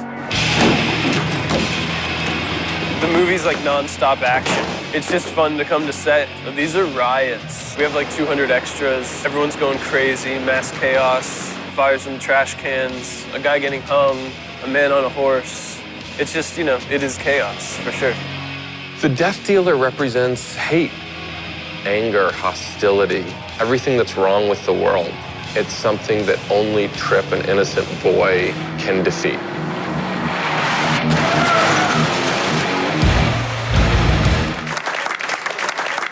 I think that Metallica, increasingly, in order for us to be the best at what we do and survive, we have to kind of throw ourselves out there all the time and make ourselves vulnerable, because or else I think it would kill us.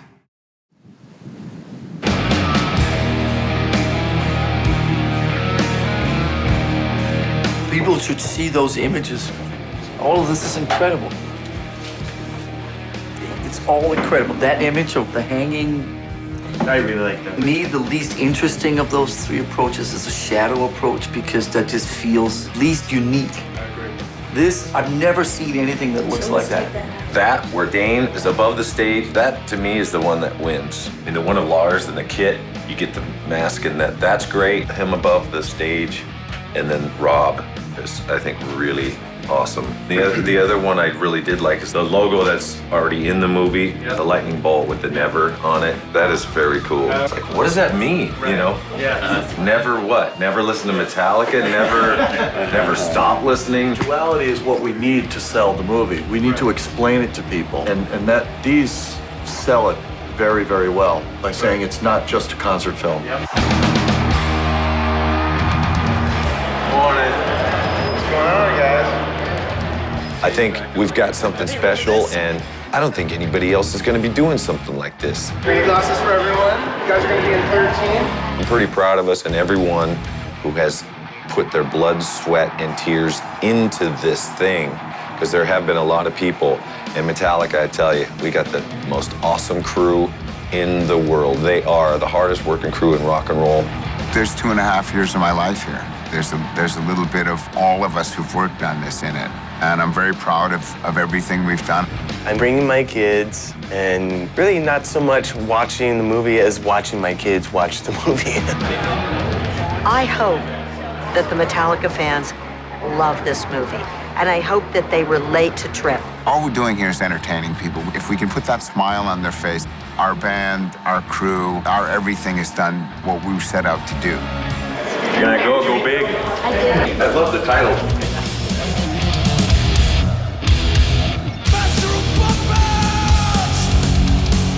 Increasingly, in order for Metallica to be the best at what we do and continue to do whatever it is we do for another 30 years, we have to peek into these other worlds. We have to make ourselves vulnerable. We know what we do so well, and you always live in fear of taking it for granted. You always live in the shadow of ending up on autopilot. And when you throw yourself out into these kind of endeavors, you're not on autopilot, you're not taking it for granted. And ultimately, to me, that's the Metallica way, that's what we do.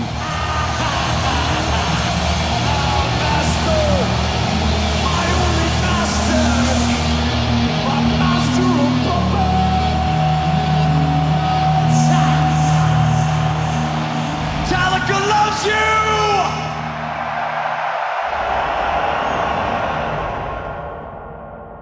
Sonically, awesome, amazing. If half the theaters sound half as good as this, I will be happy. And I moved all over the place, and it's kind of cool that you want to go be close to Kirk's stuff, you go sit over there.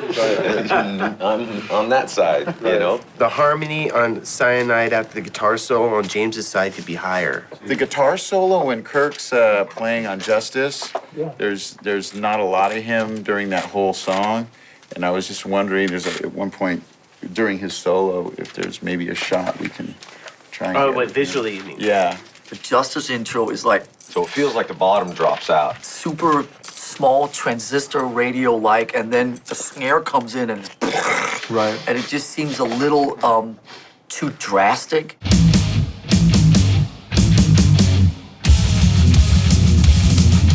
Justice, as it sounds everywhere, was one of the better sounding songs. Big, extended bottom end, nice top.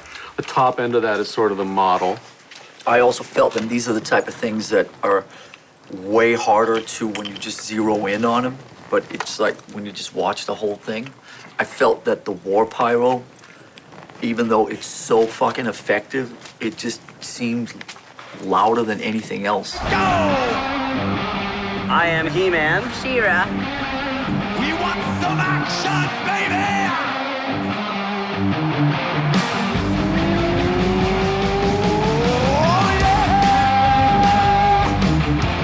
This has been a 3-year journey, and we've learned a lot. You know, the bottom line is that Metallica loves to throw itself out of our comfort zone. Enter Sandman as a kid. Master of Puppets. Seek and Destroy is actually about building things. No. To interview James and Kirk, it's weird because my first favorite band was Metallica. My first concert was Metallica. I got a white Tama drum set because it was the same one that Lars Ulrich played. All the songs I learned how to play on the drums were all Metallica songs. And for a band like that to like kind of make me want to get into music, from that into doing comedy, and then from into doing comedy to doing a podcast, and then doing the podcast that gets to interview them, it's like a crazy motherfucking full circle thing. You want to talk a little bit about Through the Never? What is that? That made my con. Oh, yeah? I'm sure you all know of a band by the name of Metallica, is that correct? Metallica is here at Comic-Con. So, guys, could you tell us about that stage? It looks kind of amazing. We had a couple of near-death experiences on there. I almost turned to shredded wheat at one point, and I almost turned to toast at another point. What you got, man? I just want to say, for those of us who've been listening to you for our whole lives, I just want to say thank you for listening to us. Yeah. Right on, man. Thank you. Thanks for that. All right. Thanks for that. So now we surely must have time for one more since that was so short. Where's the secret show, and can we have tickets?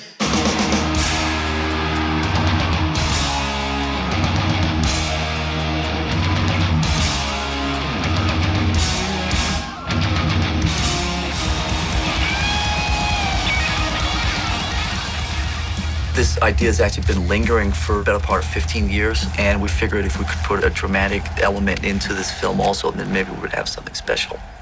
Now we're sitting here talking to you about it. How cool is that?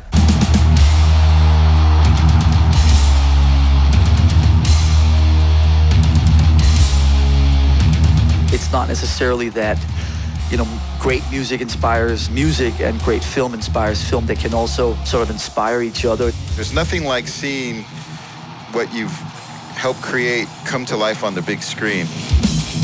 Why the film now? I think that generally these concert films, they act almost like infomercials. A very stock sort of formula. You see them in the dressing room, you see the lights go down, you see them walking out on stage. I don't think anybody needs to see another Metallica member get in and out of a limo or see another Metallica member trying to fold lunch meat on a piece of bread. We just threw all that out the window.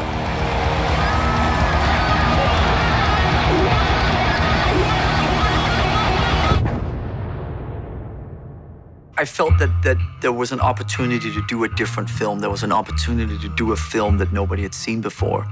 There was an opportunity to do a film that I'd never seen before. We figured if we could somehow put a dramatic narrative into a concert film, that could maybe be really cool. And that's, you know, what I explained to Nimród. And he was gung-ho and ready to go, and then he went away for a few months and dreamt up the character of Trip and the whole sort of post-apocalyptic nightmare that follows.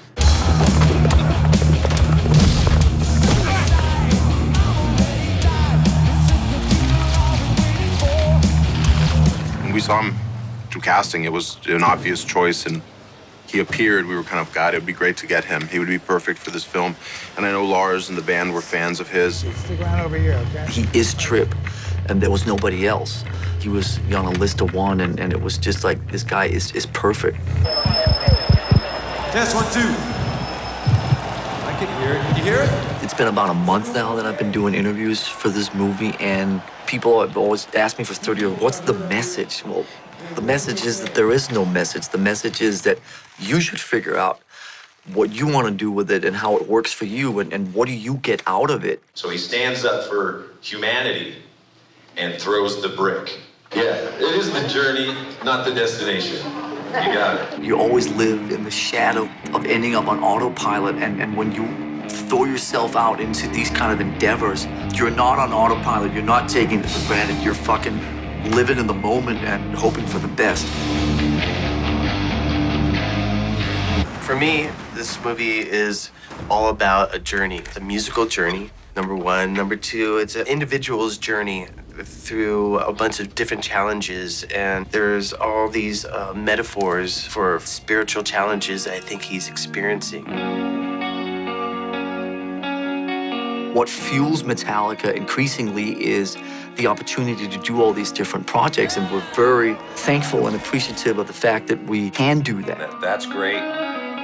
In a way, that's kind of what we suffer from, which is a great thing to suffer from, is the passion to be creative at this stage of our lives. That really helps spark the Metallica flame, you know?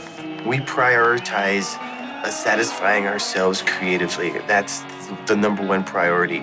Satisfying that urge to make something really, really creatively viable and satisfying to us.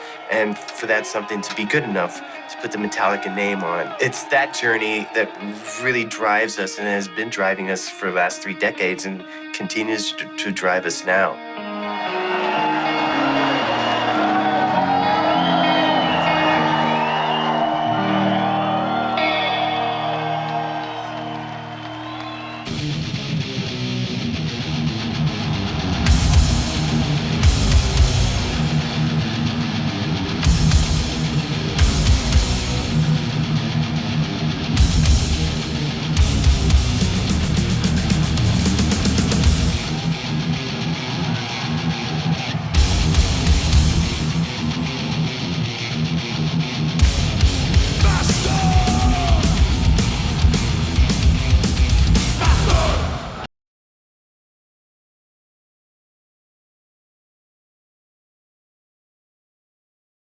Why don't we just bring everybody up? Come on. We've got stools for everybody. One of your favourite phrases, the whole kit and caboodle, right? Isn't that what you like to call this? Get up here. He would refer to this as the whole kit and caboodle, wouldn't you? There you go.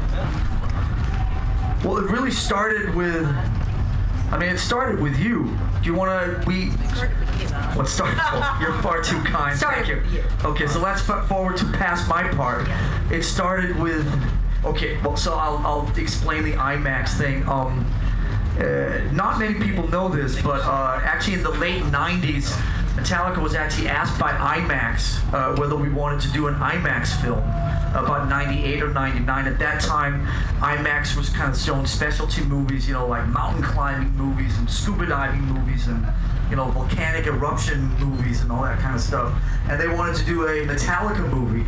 I don't know why, but they did. And at that time, the cameras were these giant, big, fuck-off cameras with analog film in them, and it was the whole thing was kind of a clusterfuck and very impractical, and unfortunately we had to walk away from our IMAX offer at that time. But about 12 years later, about 2 or 3 years ago, the idea came up again about doing a theatrical film and kind of doing a concert film with a different twist to it, and not doing kind of, a lot of these concert films, they end up being kind of it's like just concert footage and a bunch of backstage footage, and here we are prayer circle, and here we are getting massaged, and here's the band eating a sandwich and limo and all that stuff. We have no idea which movie you're talking about. Nobody wants to see that, at least not as, with Metallica in it.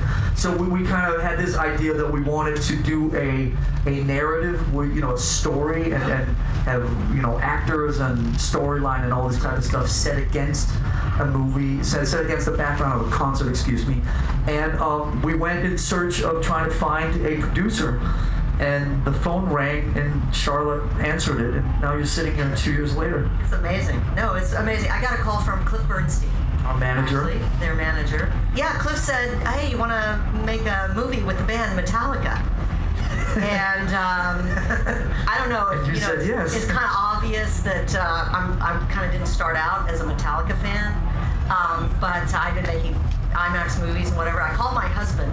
My husband said, if you have a chance to make a movie with Metallica, you need to stop everything you're doing and do that, because, and I quote, they are American. And Tom is sitting right back there. I think you should stand up. And here's what he said. They are America's greatest band. That is what he said. story. You may not know that story. You should also tell people that you now sing Metallica songs. I do. Now I'm making breakfast for my kids, and I say, out of the blue, I'll go, if it's you, listen, give me that much desire. Like this. My kids are like, Mom, you've gone insane. Like, I'm Metallica insane now. So I love Metallica. So I flew up at the band. It was really amazing guys, really respectful, super smart. Just incredible guys. My husband brought Some Kind of Monster home, or actually he owned it. He screened it for me before I flew up and met you guys, and it was amazing. Then I flew back and met the management, and yeah, the rest is history. Let's bring it down one notch. What do producers do in films? Explain to us what producers do. Well, the first thing that we did was learn that you guys had already built a stage, which the stage, it took me a year to figure this out. The stage that you see in that movie, which is one of the most spectacular stages probably ever made, and certainly one of the heaviest grids and whatnot. And it has all sorts of media integration, and it's really complicated stage. Was built for the movie. And I swear to God, until I walked onto the set of the movie, which was a Vancouver arena with 20,000 people in it, I didn't fully comprehend the scope of building a stage like that for a movie. It didn't tour. We rehearsed by doing concerts in Mexico City. I mean, these are rehearsals with like 40,000 people attending. And I didn't really understand all of that. So the first thing we did was we started to deal with the stage. We started to deal with the fact that it's 360, which was a real nightmare for producing. I think we begged a few times for them to rebuild the stage. We begged many times, right up to the last minute of filming, we were begging, because 360 creates a lot of problems, which we could talk about. It's kind of a little bit of a foreign concept in Hollywood, shooting 360. 360 was complicated, but ended up being in our favor, and Joe, Nim embraced it, and Joe has used it, as you see in the shots. And then we looked for this guy. The next thing was basically finding a director. Number one important job was to find him. So we needed we knew we wanted to intervene a story, a narrative as it's called, into a concert, but we didn't know what the story was going to be, and we didn't know how to do it. So I interviewed a few directors in Hollywood who all looked at me like I came from Mars, and most of them were also huge Metallica fans. Let me just tell you. And finally, Charlotte hooked me up with Nimród. We had tea down at the Sunset Marquee, and I looked in Nimrod's eyes, and I kind of tried to explain to him what it was we were doing, and he didn't run away screaming. And so I figured that was already a plus, and then he looked back at me with his a little bit of a glimmer, kind of a hint of madness in his own eyes, and I said, we may have found our creative partner here. So why don't you talk about our first kind of interactions and about creating Trip and writing the story and all that stuff? I'm just going to stand up because I feel more comfortable. Again, man, thank you all for having us here, and thank you, Lars, for giving us an opportunity to work with you guys. I've been a fan of the band since I was in high school, and I grew up listening to their music, and I had the same phone call. First it was from an agent, and then Charlotte, but it was like, hey, do you want to do a thing for Metallica? And I dropped the phone, and I got in my car, and I drove to talk to the guy. It was a big deal for me. The film, for me, has been super, super difficult for many, many different reasons. I mean, try to edit a movie while you're doing this. You know, it's like, it gets difficult. I was intrigued by the concept. It was something that I had never heard of. It was something that I had never seen before, and this was something that was completely fresh and completely different, and it was a challenge on many different levels, and I thought, man, I want to do this.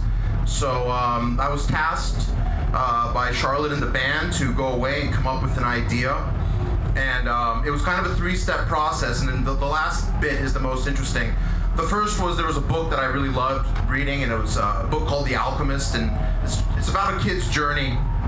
Starts somewhere, he goes all over the world on this incredible journey and finds that the treasure he was looking for was where he started. And I like that circular concept. So that was kind of the first inspiration. And nowadays, I think in our zeitgeist, protest is something that has been prevalent. And, you know, given the band, for me, I came from a messed up home, and Metallica was always like fuck you music. You know, it was rebellion, and I felt that had to be a part of this. And the last and the most interesting bit for me was meeting a guy called Dan Brown.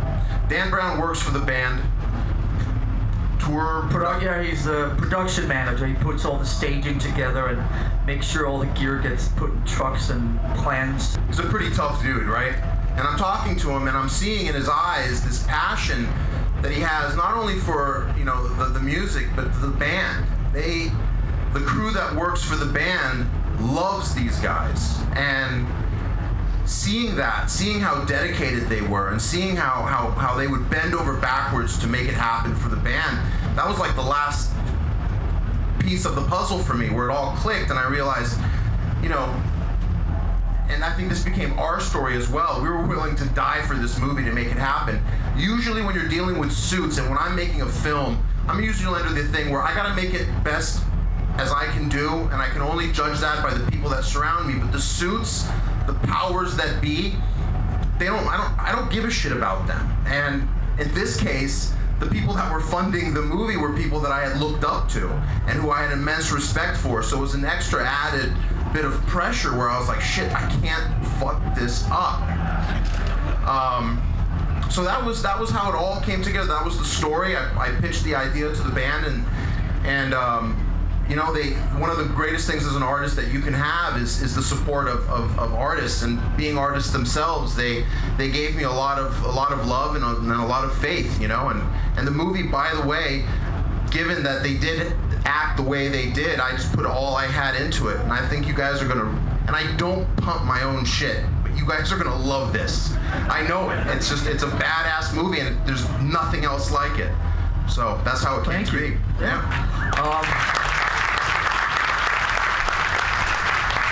There is nothing else like it. And it's a fucking bitch to try to describe to somebody. I've been doing that for the last 2 years. But now we can always use our own movie as a reference. So next up is the editing process. Joe came aboard a while ago and has been editing away. You want to just give a quick kind of synopsis of how you edit and what it's like to edit and what you do as an editor? Well, when I got a phone call from my agent saying that people from Metallica are interested in having you edit their movie. And I went, wow, that's amazing. I've never done anything quite like that. So a few minutes later, they said, Lars Ulrich is going to call you in a half an hour. And I just went, oh my God. So I had a tequila and a beer, and then the phone call came through, and Lars said, how are you doing? I like your resume. I've never interviewed a film editor before. And I said, well, I've never been interviewed by a rock star before. I had this analogy, which I said, the movie, the first 20 minutes of Saving Private Ryan, that's just fucking unlike anything the first time you saw that, it was unlike any war movie that you'd ever seen, because there was a different intensity to it and a different kind of, it was so fucking in your face, you know what I mean? And I was trying to explain to Joe, if you can edit it the way, unlike any other concert movie you've ever seen, I want something that's as different in the concert movie world as Saving Private Ryan was to the fucking, The Longest Day or some shit like that, you know what I mean? So there was no pressure on me. And how did I do? Did I fuck it up? You're fucking sitting right here. And I think the proof's in the pudding in the clips we've seen. So, but go ahead. Sorry to interrupt you. No. So I looked at this film, and I'd never worked in 3D before, and it was just spectacular. These angles that Nimród and you guys built this stage, and I was amazed, because not only was it 3D, and it's so beautifully shot. And shout out to Gyula Pados, our director of photography. Oh, badass. Incredible. So I had fellow Hungarian. Yeah, Hungarian. Who also shot Control. So for each song, I had about David Bilo, where are you? How many? Assistant. That's my associate editor, Please David Bilo, who did such a great job. David, how many? What would you say? I had like 30 30 cameras to choose from for any one song, something like that, maybe 25. I think it's 33. 33. Just so David knows the real answer. David? 33. 33. Okay. Wow. And in some cases it was at the same time there'd be 2 cameras. It would come down to the 2 best cameras. I go, oh fuck, which one do I choose? And then I'd have to make a choice because one was a little bit better than the other. And it's hard to do because you want to use them both, but it's not a peck and paw film, so I can't just go back and reuse it. So I had to make it. I had to choose one. So everything you see there, we've gone through the film with a fine-tooth comb, and every shot you see, I believe, is the best one that we have, which was difficult to do.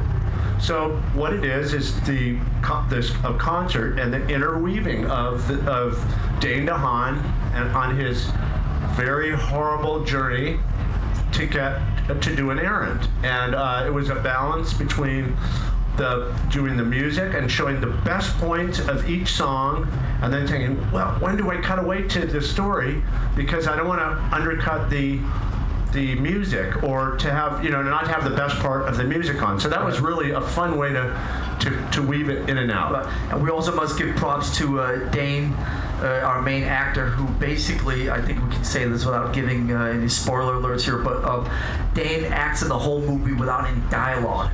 So he basically has to do, everything is about emotion, everything's about body language and facial expressions and all type of stuff, which is not easy. When you have dialogue, you have a starting point, a point of reference, but this whole thing is basically just, he's acting without any dialogue, and so he really went next level. And one of the things that our team was really worried about when they showed us the first couple cuts, it's like, is there enough of the band? Is there enough of the band? And we all sat and looked at each other after the first screening and said, can you put more of Dane DeHaan in there, please? Because he's fucking way cooler than we are. Just a layman's question. Yesterday you mentioned something which is very interesting to me about that first impression and how important it is. So please address that with regards to what you were seeing. And also, how many hours a day do you spend editing before you have to shut off and say, okay, I need to reload my brain? What he's talking about in the first impression is when I see dailies when they come in. One thing I learned from working with Oliver Stone was that your first impression when I see the footage is very, very important, because that's basically what an audience sees. So I'm very focused when I first watch the dailies, and so I take a lot of notes and I really look and I think, oh, that's a great moment. That's a great moment, and or I might think, why am I drifting off? And usually, if I'm drifting off, it's because it's not very good.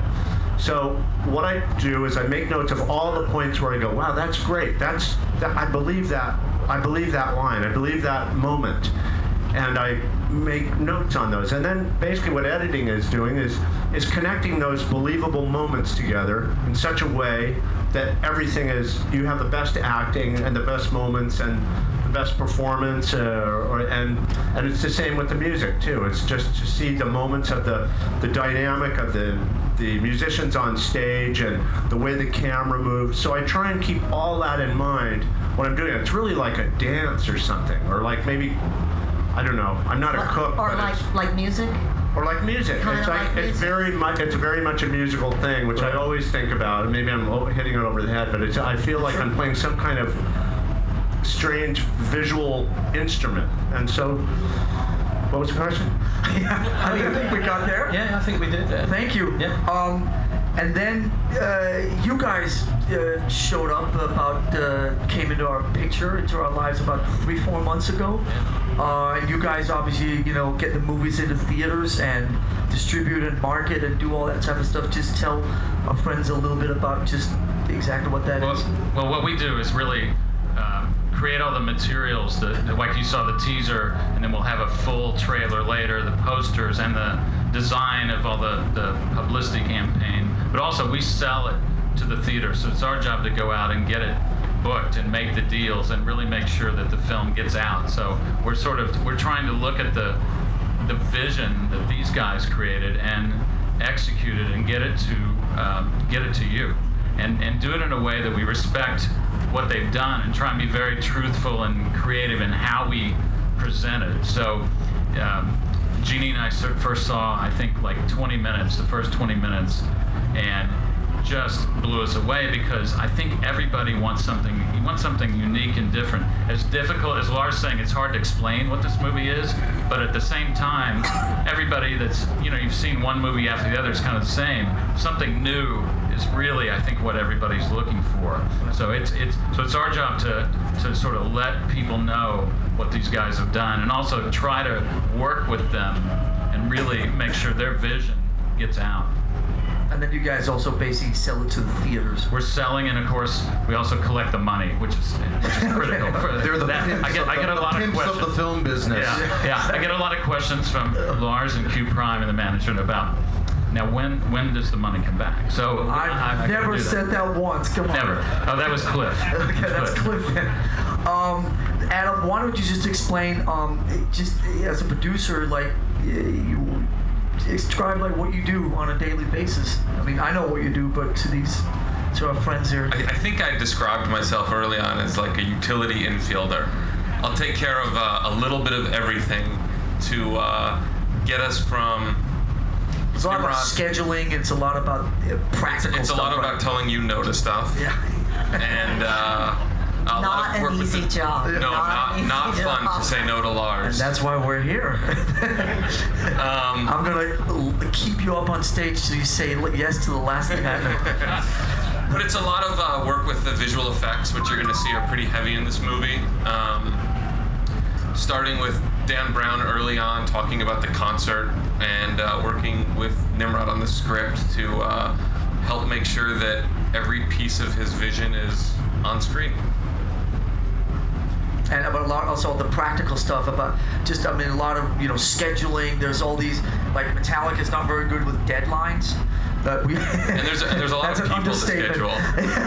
And so, what our producers, especially Adam, does is deals a lot with, this has to be done on this day, and we need to sort of have that hammered into our thick brains like 38 times because we just let the creative vision guide us.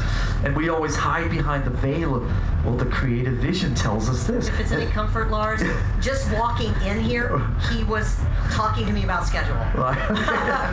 There's always a fucking schedule, so that's what these guys do a lot of.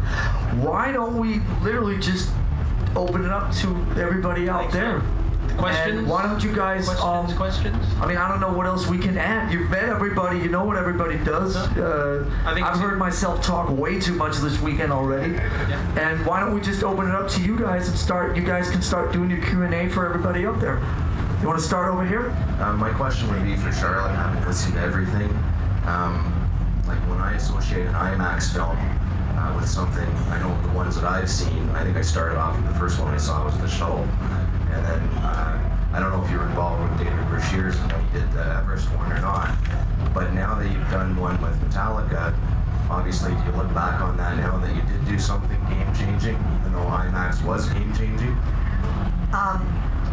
Well, yeah, I do know Dave Brashears, and he's a really tremendous guy. I didn't work on that movie, but actually, I don't think I can ever go back, and that's the problem. I mean, honestly, this movie has been... It is transformative. I think everyone sitting up here would agree that, you guys know Metallica extremely well. You're Metallica fans, real hardcore fans. And now we are real. I mean, I am a real hardcore Metallica fan because this band is amazing in concert.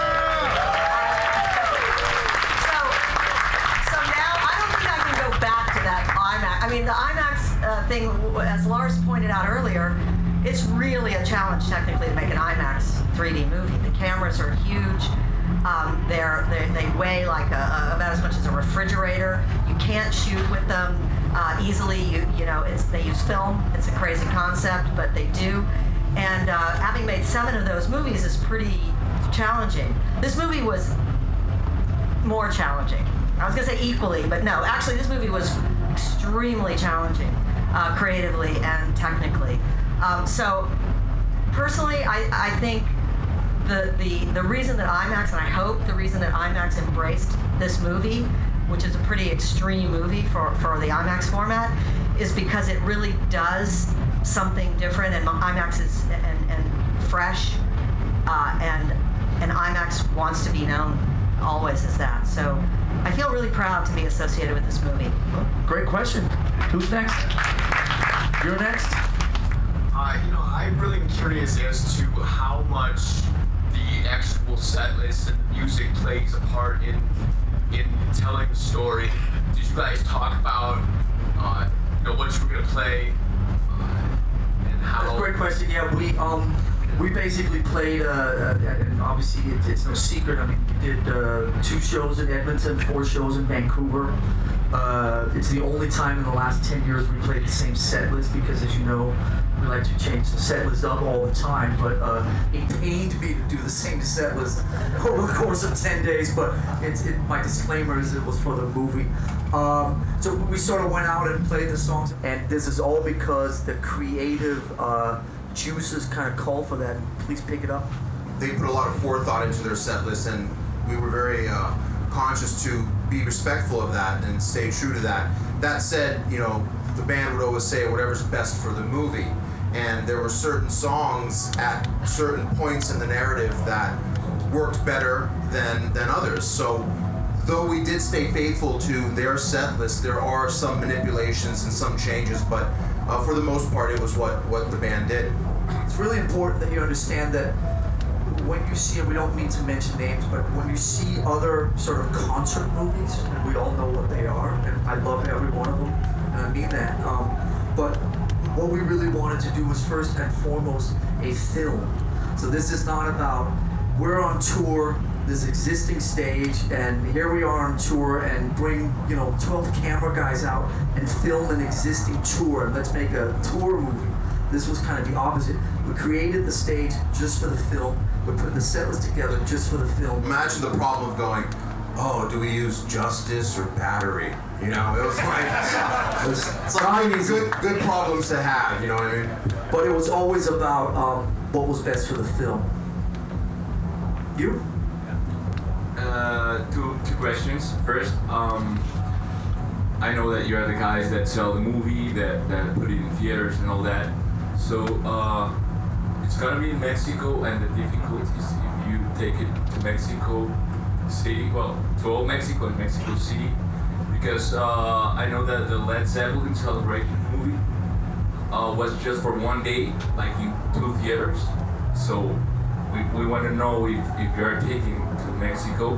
And the other question is, in the editing thing, you edit with the time of the songs. I mean, right now in the clip, the police guys or these guys were like clicking with the time of the song.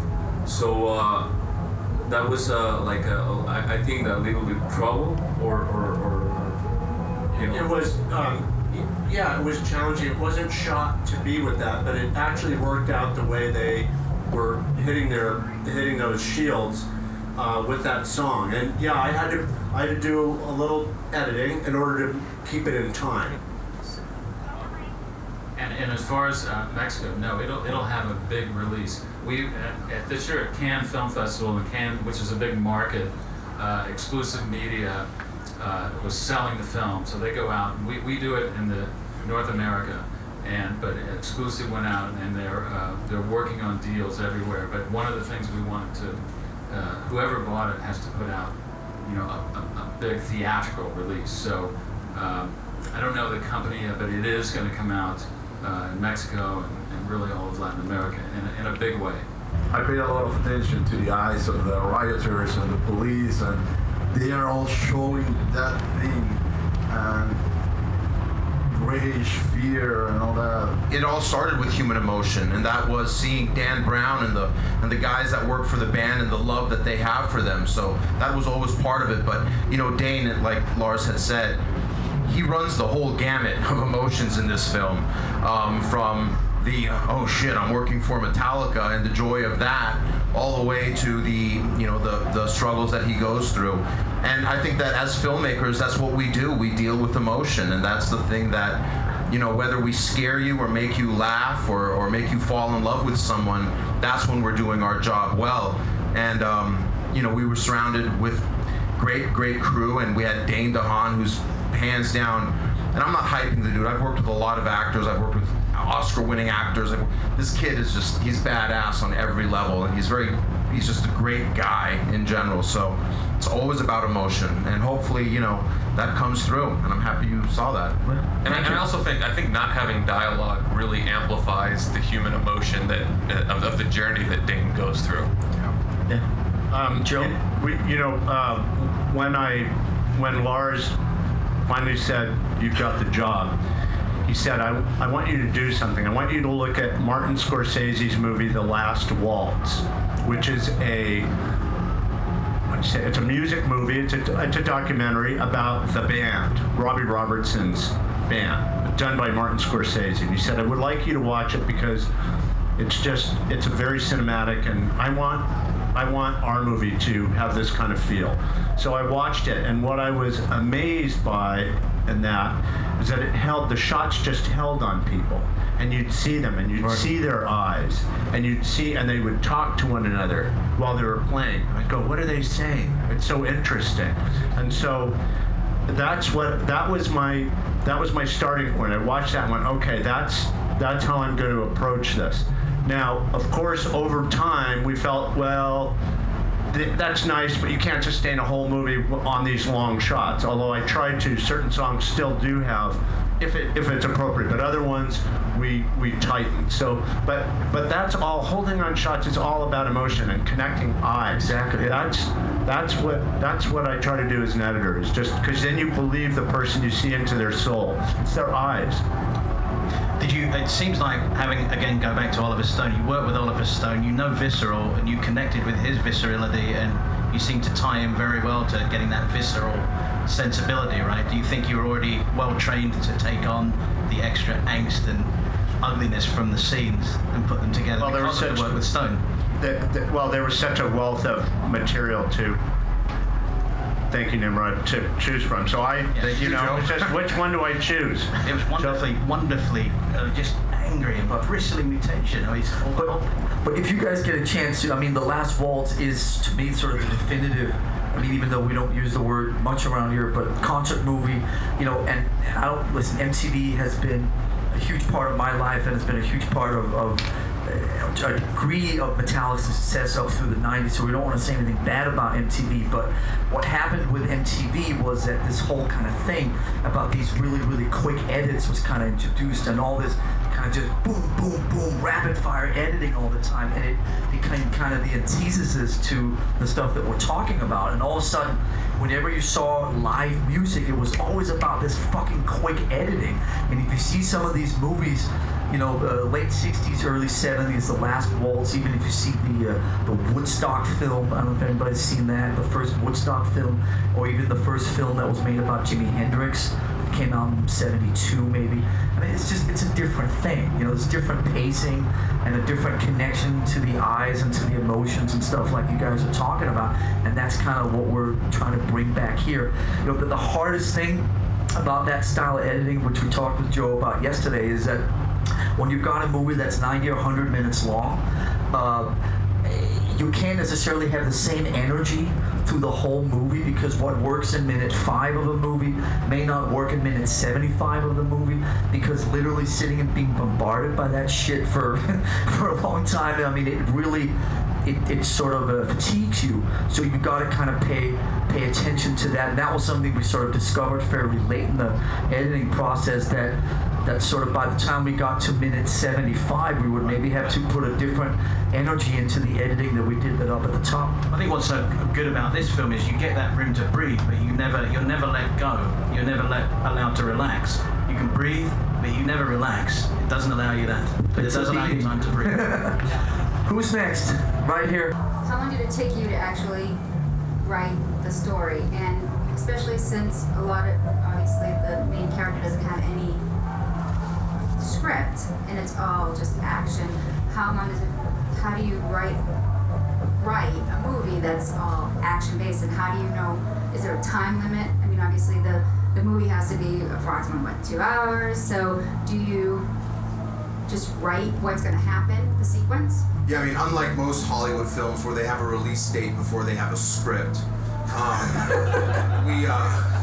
We had an opportunity to work with, I went back to the band, I pitched them the idea, they came back with some more ideas, and then once I arrived to a place where I thought it was good, and I think that was probably a month and a half, I'm not quite sure. Even after that, Adam Ellison, who it's very rare for a producer, and both Charlotte has this ability as well, to have creative ideas that are good, and my job as a director is to be a filter. You get a lot of great ideas thrown your way, and you kind of have to let the good ones go and then hold up the bad ones. And I've always said, it doesn't have to be my idea, it's got to be the best idea.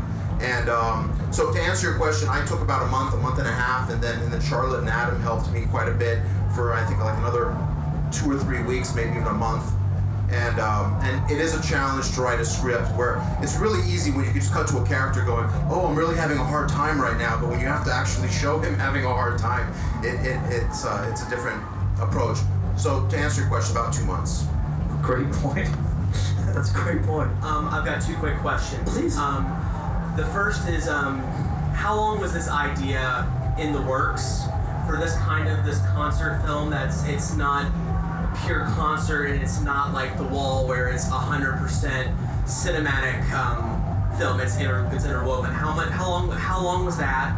And the second is, how much was the idea and the plot? How much was that Mr. Nimrod's, and how much was yours? Well, I mean, like I said before, the IMAX thing is kind of where it started a couple 12, 14 years ago. Then it sort of went away. We were really surprised by the reception and the success of Some Kind of Monster. And as you probably know,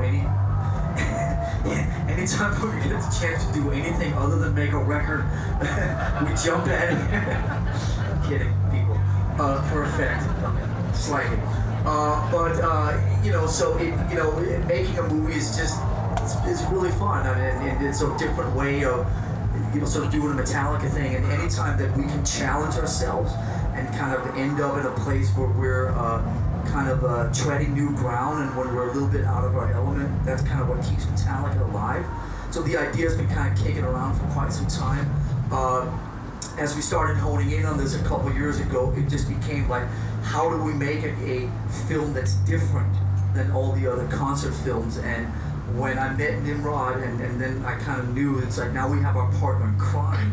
I knew we were going to make a movie that was different. I didn't know how it was going to be different.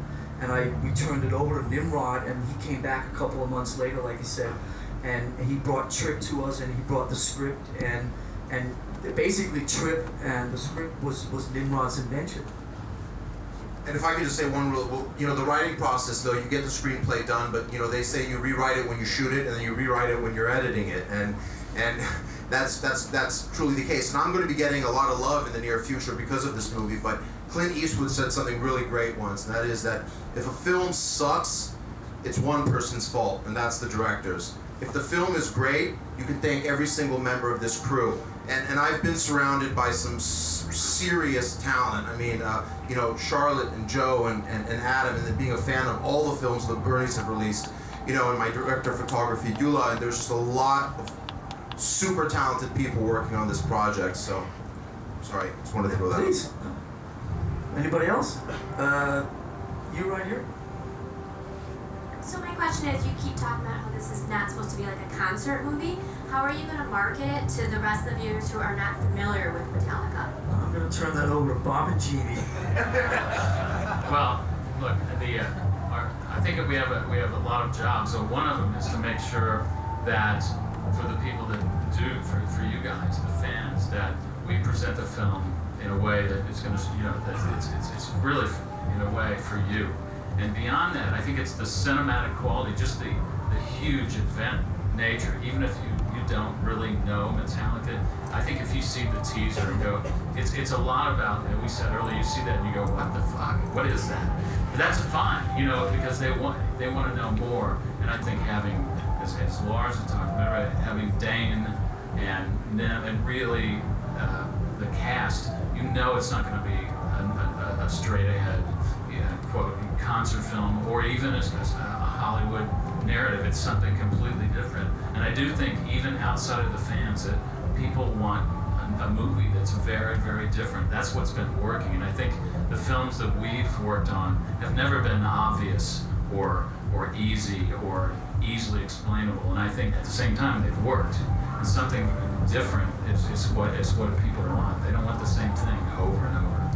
And I think too that the experience of seeing this movie in a concert shot in this way, and this kid Dane, that all of you that have friends and people that may not be here this weekend are just going to want to go see that movie.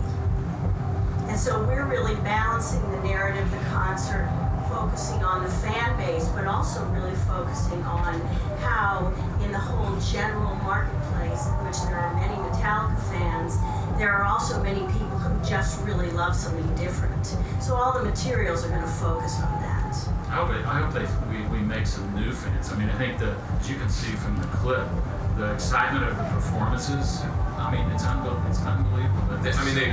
They made a fan out of me, and I came into this as a producer, and the Mexico City show is... yeah, you Mexicans are crazy, It's man. probably the greatest concert I've ever seen in my life. I can't say that, one of the things where we asked the question, I mean, one of the things that was a mindfuck about some kind of monster was that it's sort of kind of what we're talking about here is that movie crossed over to a sort of a movie audience in a way that we never expected. We thought it was just for Metallica fans, and then people sort of, because at its heart, Some Kind of Monster is not really about Metallica. It's not really about a rock and roll band. It's about relationships. It's a movie about relationships, and so anybody can relate to a movie about relationships. It's just set against the background of a rock and roll band. And so this movie, it's not really about a concert. It's about, like Nimród was talking about, it's about a guy's journey, and it's about an experience that happened, and so that's really what the movie's about at heart. And obviously, these guys have a challenging job in front of them. We all do. I've heard myself talk about this movie for a long time, and I still can't figure out how to sort of articulate in a soundbite or two, and I'm really close to it, So, you guys can help spread the word, and we'll continue to do the best we can for the next 3 or 4 months. Obviously, as you've heard, this is the kind of movie that is going to depend a lot on word of mouth and a lot on twittering and whatever all that other shit is. And so if you take, 2 of the biggest independent films ever released in North America, My Big Fat Greek Wedding and The Passion of the Christ, these guys helmed. So, we feel that if anybody knows how to take an independent film that's a difficult sell and take that to the masses, then we have the right team, We're trying to get the theaters to start selling the tickets early, because they only do that on some of the bigger movies like recently, like Hunger Games and Iron Man 3 and stuff. So we're having meetings this coming week inside to make sure that the tickets go on sale in July. And to do that, the theaters have to set the exact times. That's how it works through the system. So it's going to be great if that happens, because I think then everybody will know, and I think it'll start happening if people will start supporting the film early, and that's going to be a wave, and everyone's going to look at it. They're going to see that we just didn't make up this number of fans. They're really out there, and they're going to show up. We've heard ourselves talk about you people a lot. Now you got to fucking show up. I'd also like to add one thing, if I may, and that is that Lars, from the very beginning, kept on referring to the 5th band member. And do you guys know who the 5th band member is? That's right, man. So everything about the movie, the way we shot it, the way we approached it, was about you guys. When we put the cameras, we wanted to put the cameras in places where you guys were there, and seeing things that you guys may not see from the floor. So it's been about you guys from the get-go. As a journalistic interloper, it's interesting. I've been able to talk to James and obviously each band member about what the narrative meant to them, and it's great. Nobody has the same answer, and everyone can relate to pieces of everyone's answer. And that's one of the things that's really exciting about it to me as a fan is there's no right answer, there's no wrong answer. It's a discussion piece. You'll have fun discussing it as well. And that's also, I guess, how we like to look at Metallica's music. People always ask me, what does it mean? what does it mean? What does this song mean? What does this lyric mean? It means whatever the fuck you want it to mean. And so it's like, you know, that's art. That's art. Exactly. Figure it out for yourself. Don't let me tell you what you should think. Somebody asked me the other day, and I'm obviously get asked a lot about this, is like, why don't you Twitter? Part of the reason I don't Twitter is because, you know, and this is the key word, if there is an underlying message to Metallica, it is don't listen to anybody else. Figure it out for yourself, right? Figure it out for yourself. Figure the answers out for yourself. Interpret what you see out there and internalize it in your own way. Don't listen to what I'm saying. Don't look at what I would be Twittering. Don't listen to what anybody else says. Figure it out for yourself, right? Be independent, be autonomous, figure it out for yourself, right? One of the things Nim talked about earlier was the suits that we all deal with in our Hollywood jobs, our everyday Hollywood jobs. And one of the things we had to sort of unlearn was in dealing with Metallica and their management is they actually, when they ask you a question, they actually really do want to hear your opinion. And they actually do listen to your opinion. And then if people don't agree, there's a discussion or a debate about it. But there's not there is not that sort of attitude that we're kind of, a lot of us are used to working with. And it's another thing I can't go back from. I mean, once you sort of unlearn that, it's pretty That's also fun. why, I mean, if you look at everybody that's sitting here, and I'll go up and sit down on the invisible stool here. I mean, we do consider ourselves to be a team of outsiders. You know, none of us have really ever, you know, embraced Hollywood. You know, certainly I haven't. Nimród comes from Bulgaria, and you know, these lovely people who have basically made a career out of being independent to Hollywood. I mean, this is all about, you know, Metallica has always been about being outsiders and being autonomous and floating around in their own bubble and not having to play the game or do whatever. And I think really that's the essence of everybody that's sitting up here on the stage and everything about this movie. I've got a question for all of you. I mean, by the end of this process, did each of you feel like you were in a gang? Like, did you get a gang mentality? No, we felt like a family. We want to kill each other and we love each other, and it shifts every other day. Right, but no, I mean, I think that's fair to say. It's like Thanksgiving dinner. Yeah, I remember going. Yeah, it's definitely a family. I wanted to strangle her many times over the production, and I am so grateful. Somebody. Come on. And I'm so grateful because I wouldn't be here if it wasn't for her. And an innocent question. It's what it is. I think you've opened something up there. So. Wow, it's like therapy. Where's Phil Toll? But I think the great thing about it, Will tied some kind of monster and threw the never together for a unique movie. Phil Toll and the team of 7. Who's wearing the sweater? Coming soon to a theater near you. Who else has got a question back here? You back here? I actually had a question for you. Okay. I was just wondering, you seem really close to the project and everything. I know you like movies and all that. How into it are the other guys? Are they as hands-on as you are? Well, they're as into it as I am. I don't know if they're quite as hands-on. I mean, I've always been kind of the film geek in the band, and I've been a film geek since, you know, I was going to the pictures with my mom when I was a Danish guy. And so it's always, film was my passion. Film is kind of my, I guess, you know, whenever I'm not doing Metallica, I'm sort of immersing myself in film. But, you know, in the same way that, I don't know, the Metallica pinball game, I mean, it's not something that I'm particularly involved in. That's more James's thing. So, you know, within the band, everybody's got kind of different things that they mold and guide through the process. Obviously, film is just sort of the thing that I naturally gravitate towards, so I'm maybe a little bit more hands-on, but the other guys are equally passionate about it, that I can certainly tell you. That's a good question, though. Thank you. Anybody else? You over here? The question is, some directors create specific soundtrack for the movie, and some directors use this specific music to create the best sense for the movie, like a Quentin Tarantino. Could you explain how hard was it, the creative process, the point of view of the director and you, Lars? Start with our director. You know, like I said earlier, it was good problems to have. You know, you're working with the one of the, if not the greatest band in the world, and you have this plethora of material. So, you know, any problems we had were good problems to have. we knew going in what the set list was, and as I was writing it, that was all taken into consideration. You know, Fuel inspired a pretty big moment in the movie, which I can't talk about quite yet. But interestingly enough, when we got to the edit, it was given the set list had Fuel. Can I talk about where it was in the set list?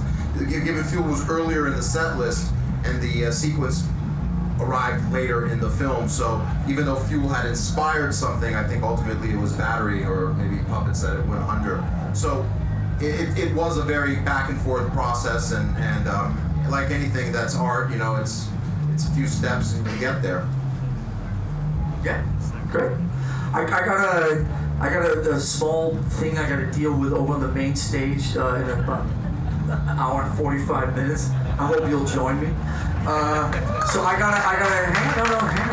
I gotta wind it down in about 5 or 10 minutes because I gotta go and eat something and get stretched and all that good shit. So I think we got maybe 2 or 3 more questions. Who's got like the fucking next level kick-ass questions? You? You want an autograph? Okay. Let's do that afterwards. Okay. Since you're underage. Okay. You gotta pull the cap off. Okay. There is today's good tea. Right there. You too, no, you can't. You're too young. Okay, fine. Okay. What's your favorite Metallica song? Battery. All right then. Okay, who's got like the next level questions? Right here? You do. Sorry. Question for Nimród. What you said earlier that you're pulling from your own experiences in life to add the rebellion and just set the tone for everything. What was the oh shit moment that you had where you decided this is exactly what this story's gonna be? Great. The night before I had an idea already in place for my pitch, and the night before I was going up, the film that you guys are gonna see, that idea came up. And it's kind of like a cage fight where, you know, 2 ideas get in the ring, and this was like Mike Tyson versus me. Like, he got his ass kicked. And one idea was like standing triumphant over the other idea, like daring him to stand back up. And he didn't get back up. Did he try to bite you? Sorry. That was the moment right there, man. Wow. Okay, top that question. Anybody? Who? Right here? Yeah, I seen the film that James smashed his guitar, and then I noticed that also in the other scene that glass came down at the same time. Are you guys interpreting stuff on the stage that's happening actually in the movie at the same time? That's a great question. Yes, and that in itself was a journey to arrive there. But things that happen in the narrative are influencing things that are happening on the stage. Question of the day, right? That was the New Yorker. That was the New Yorker question right there. All right, Mark. Right, I'm Mark from DC. First, I owe you a thank you. My host died in Iraq in 2007. So, no, it's okay. I'm here today. So it's been a long recovery. Metallica's been huge with that. Concerts were horrible for me based on some of the injuries I took. Sure. The first one that my wife lovingly took me to was after you guys put on Death Magnetic. And so I've been coming and just having a good time. But as far as the deep question... I'm sorry, before you ask your question, man, can we just give it up for our troops, man? Thank you.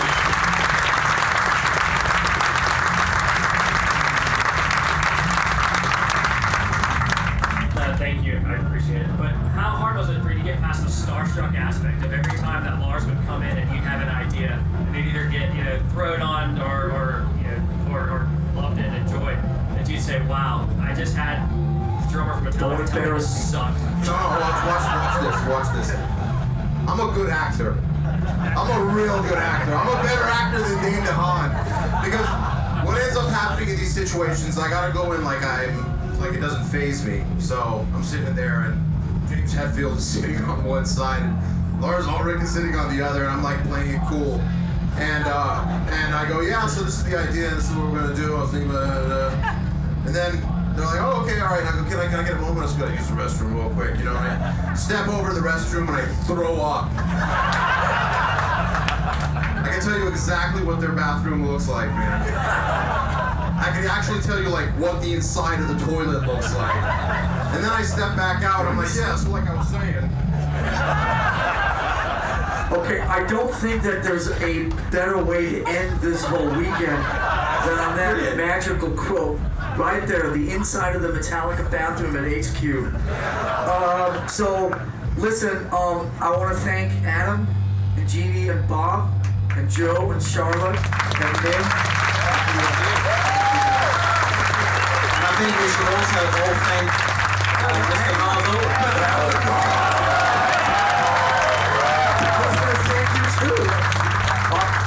So thank you for coming. It's been a blast here in the tent.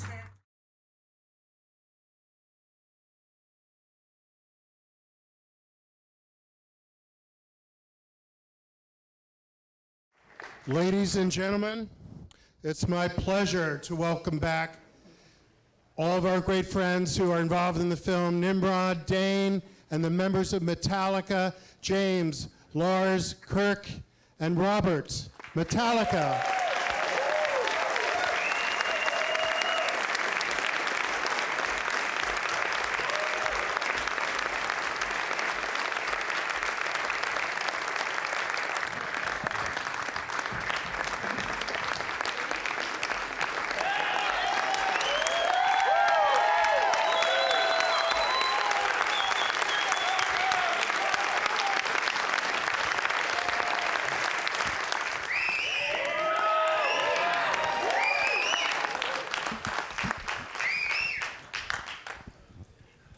There's a line in the bathroom.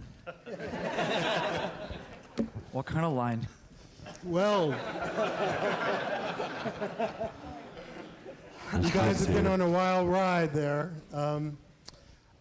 I just, because I'm up here and I have the mic, I'm going to take the liberty of asking a question or two before we open it up to the audience. But I want to thank you guys for making this film, because I don't use the words courageous and creative and passionate lightly, and certainly everything that you've been doing as a band, and also Dane and Nimród in terms of making this film, is the definition of that. Risk-taking, and I believe it's probably some risk-taking with your lives, and maybe we'll hear a little bit about that too. But let's start, it's certainly not at the very beginning where all the influences happened with this, but in terms of the script, because most everybody on this panel has had something to do with the ideas for the story. And how did that come about? I try to visualize the process. I try to visualize physically what the script would look like. And I'm having a little problem. But because it's so complicated in terms of the music and the lyrics and the famous iconic symbols that you're using and the narrative, and when you come in and when you come out. How did this process work? Who wants to start? You started in 1981. Met Lars in the paper. In the bathroom. Well, the seeds to this movie go back to 1997, actually, when we were approached by IMAX. At that time, IMAX were doing pretty much just specialty films, scuba diving and mountain climbing and nature films and all that type of stuff. And they approached us to do a specialty concert film for them. At that time, they were still using analog cameras, and it was very, very complicated. So we sort of shelved the idea, but we kept it. And a couple of 4 years ago, spring of 2010, we picked it back up again and thought the idea of doing a big Metallica film for theaters, 3D, with concerts and some other elements would be an interesting creative challenge. Even though the Some Kind of Monster ride was obviously documenting a pretty difficult time in our lives, the experience of the film, and especially and the way it was embraced, especially by the film community, was very positive. So we thought, let's make another movie, and obviously different and so on. But the one thing that we thought that worked really well about Some Kind of Monster movie was that there was a kind of a story to it. It wasn't just about four guys in a rock and roll band. It was a story about relationships, and there was this kind of organic dramatic arc in the movie. And so we figured if we somehow could fuse a story into a concert film, you know, something dramatic, something, you know, a narrative, that would be really cool and would be unlike anything that we'd ever seen and unlike anything anybody else had ever seen. So we started reaching out to different people, trying to find some creative partners, some writers and some directors, and that led us, excuse me. Does that mean I'm over my time? Yes. So that led us to Nimród, and basically, you know, once we sort of decided that he was courageous enough to take this journey with us, then Nimród went away and created the character of Trip and put the whole thing into a script and came up with a whole sort of post-apocalyptic, nightmare and that whole thing. So really, I think the brunt of it, the credit should be given to Nimród for writing it, even though all of us are credited. It's really Nimrod's, the narrative is really Nimrod's idea. Woo!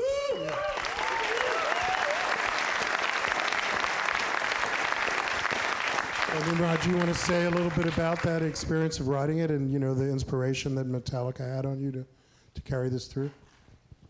Yeah, I mean, first and foremost, thank you guys for coming out tonight, and I want to thank the band for an opportunity that was really a dream come true for me. I've been a fan of theirs for a long, long time, and going into the project, I was initially approached by Charlotte Huggins, our producer, and she told us, she asked me if 3D Metallica concert, does that interest me? And I was just like, yes.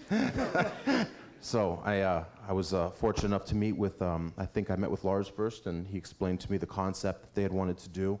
And it was so unusual, and you know, I had come from making no-budget movies in Budapest, Hungary, and that was actually a really beautiful experience for me as far as an artist. But then I found myself trying to support my kids and my family doing studio films, and it was not fulfilling. And I'm proud of those movies, and I had a great opportunity to make those films, but this kind of took me back to doing the things that I wanted to do.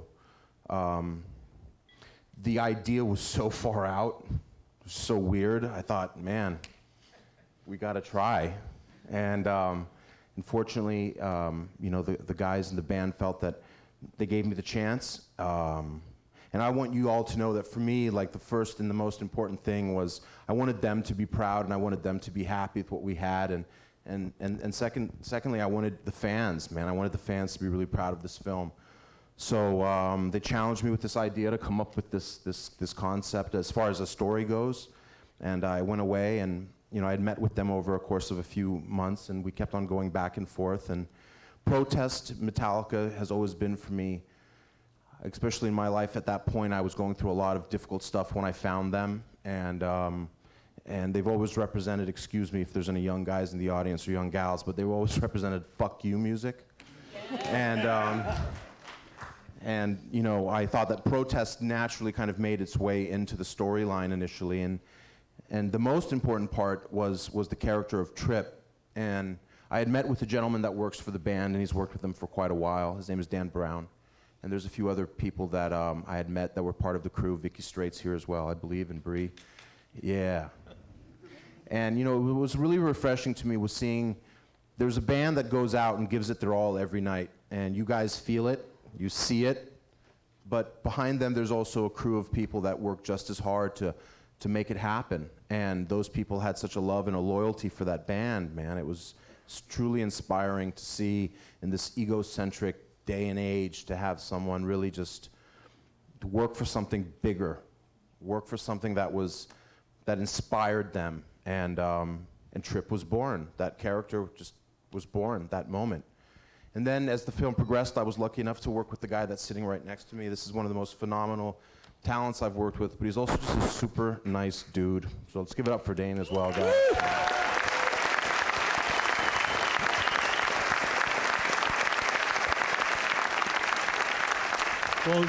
Well, Dane, you get the script. It's got no dialogue for you, very little dialogue in the home movie. I think Kirk has the line. And I have 4 words or something. Yeah, that was as much as I can remember. The big monologue, and like 12 takes. And so, it was 15, okay. And you see the script, and you know. Yeah. What was that like? Yeah, so the script was basically like a 15-page story, and obviously a lot of shit happens in the movie, so it was really hard to actually like wrap my mind around it and make sense of what exactly was going on. But it was certainly intriguing, and like obviously the idea of making this movie with Metallica and the whole concept was really kind of confusing but alluring.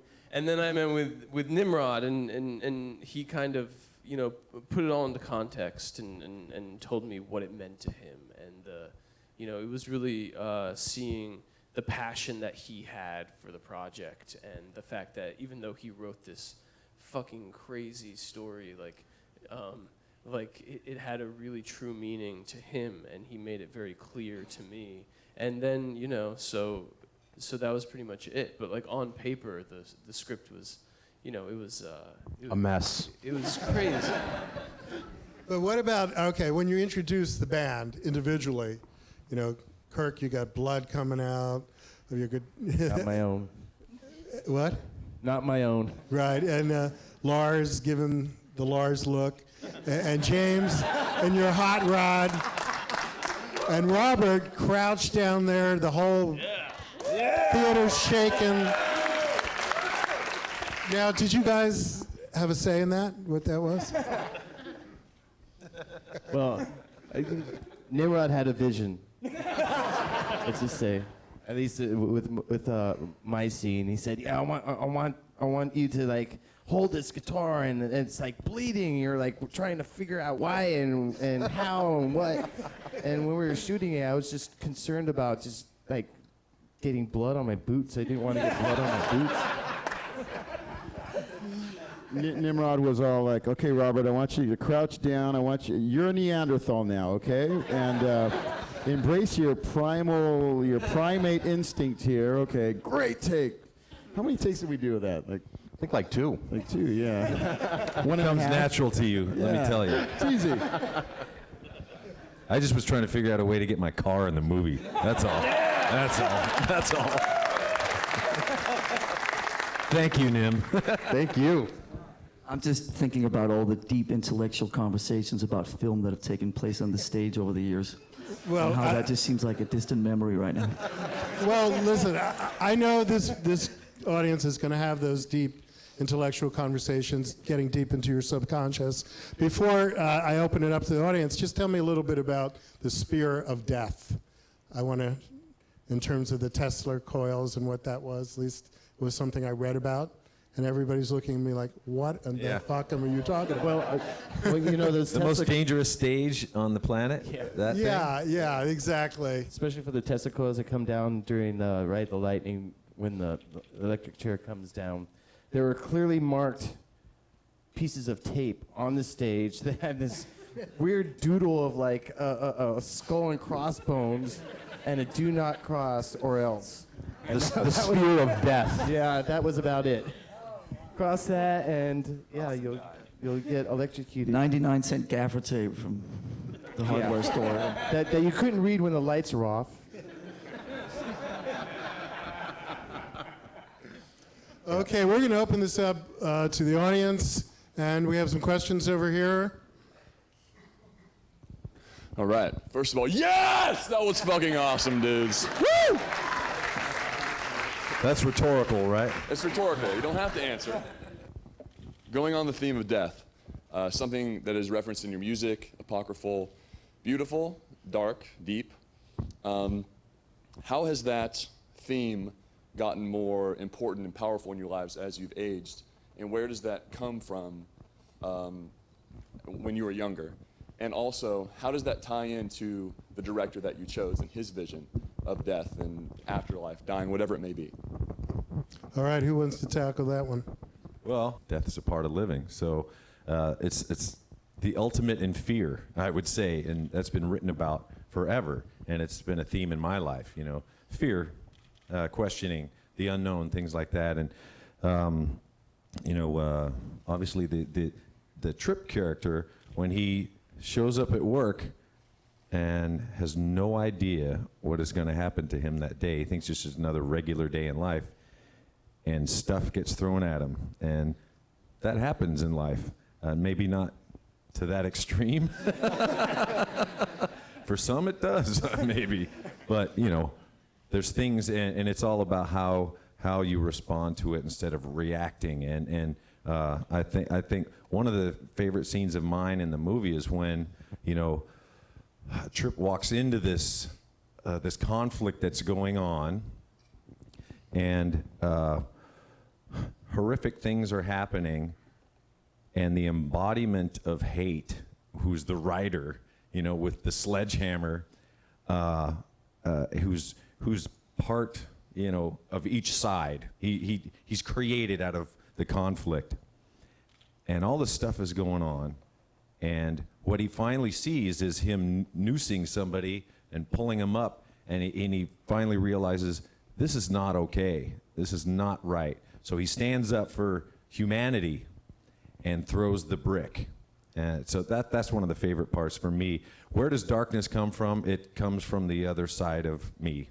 All of us, you know, the light and dark in us all. And I think being able to embrace the dark side, it shines light on it in a way. I'd just say about Nimród and the director question that, you know, we spoke to quite a few different people about taking this ride with us, and everybody was very skeptical. They couldn't quite understand what we were talking about. A lot of frowns and a lot of questions and a lot of sort of, what about this and what, it didn't make sense to a lot of people. And so when I sat down with Nimród the first time for a cup of tea, he was the first guy that was ready to jump on this crazy ride with us. He didn't ask questions or try to talk me out of what I was bringing to him. And when he came up and met the band, there's this kind of madness in Nim's eyes that we could feel a kinship with, because we, as we were sort of loosely joking about before, a lot of this movie has sort of been made up as we go along. We just knew we wanted to make a big concert film with something else, but we didn't, you know, it wasn't sort of, you know, detailed to the point where it you know, it had a life of its own, and we were just trying to hold on for dear life for the last 3 years. And Nimród was the first guy and the only guy who was ready to take that ride with us, who jumped with us and didn't ask where we were going to land or where are the parachutes or any of that kind of shit. He was just fucking ready to go. And that that energy was something that we can so relate to, because it sort of defines who Metallica is and what we do and how we just throw ourselves out into it and hope we land safely somewhere. A quick question. If you're all credited to contributing to the story, mainly Trip, which portion of the story, character, or symbol were you most proud of contributing, if there was a part that you would like to mention about that story? This is really Nimrod's story. You know, the character of Trip, the journey that he goes on, the setting that the narrative takes place in, all comes from the wonderful, twisted mind of Nimród. We helped shape it. We set a couple of boundaries around the story to make sure that it wouldn't run amok. But you know, it's really, I mean, this is really Nimrod's story, 90% of it, and so he should take full credit or blame, whichever way you'd like to look at it. Metallica has never been particularly, you know, credits. We like to share in the credits, and you know, it's not 700. You know, it's whatever. So, but it's really Nimrod's story. I think there's a moment in the film that was important for me, and that's when he just stops running. He just, fuck it. All right, over here. I know there was a ton of material you guys didn't get to use, right? I mean, it's a 90-minute movie. They were 2-hour plus shows, and there was a ton of stuff going on that stage that, you know, we only got snippets of. So kind of a fun question. What's the coolest thing that didn't make it in? Well, I mean, there's 4 other songs that they performed at the concert that aren't there now, and I think each one of those individually are pretty cool. We're going to have a DVD, though, with a full concert version. So for those of you that were there, you'll see a version that is tripless. And then there's You'll also be in that one, Adam. Don't worry. But for those of you who enjoyed the Trip experience, there's actually going to be a short film of just Trip. So. Is it going to have dialogue? With the alternative ending, right? Yeah, there's the He alternative hops on ending the where you horse find out with what's the in the rider. bag. They ride off into the sunset, and they become a couple. They become really friends. They It's hold possible hands. to be friends with anyone. That's And the then, story. and then they open the bag and they see the price tag and the bill for the film.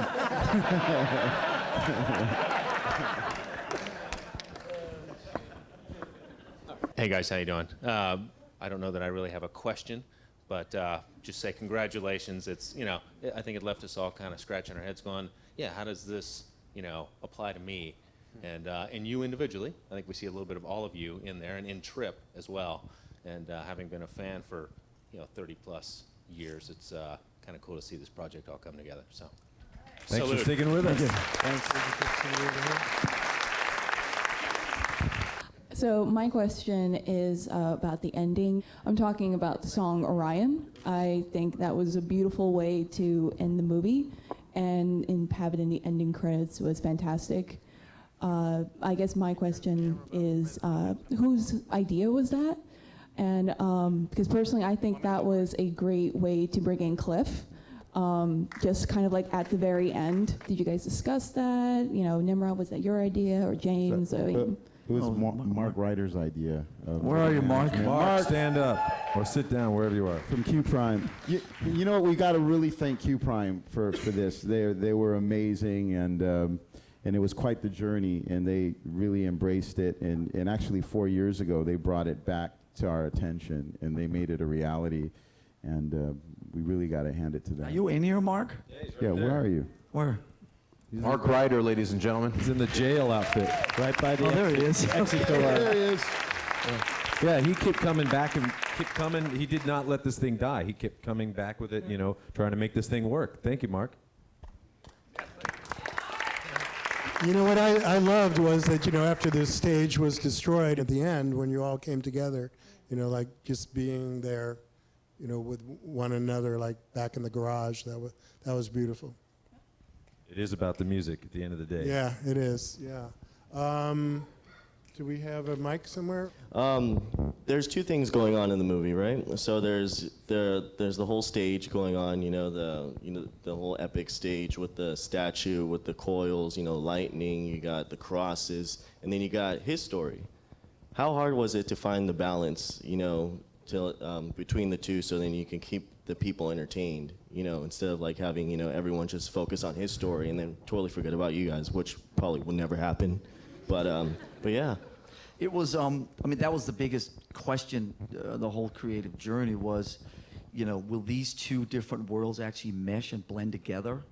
That was, so when we saw the first cuts of this thing, I guess coming up on a year ago, we were really surprised and positively surprised, first of all, that it worked.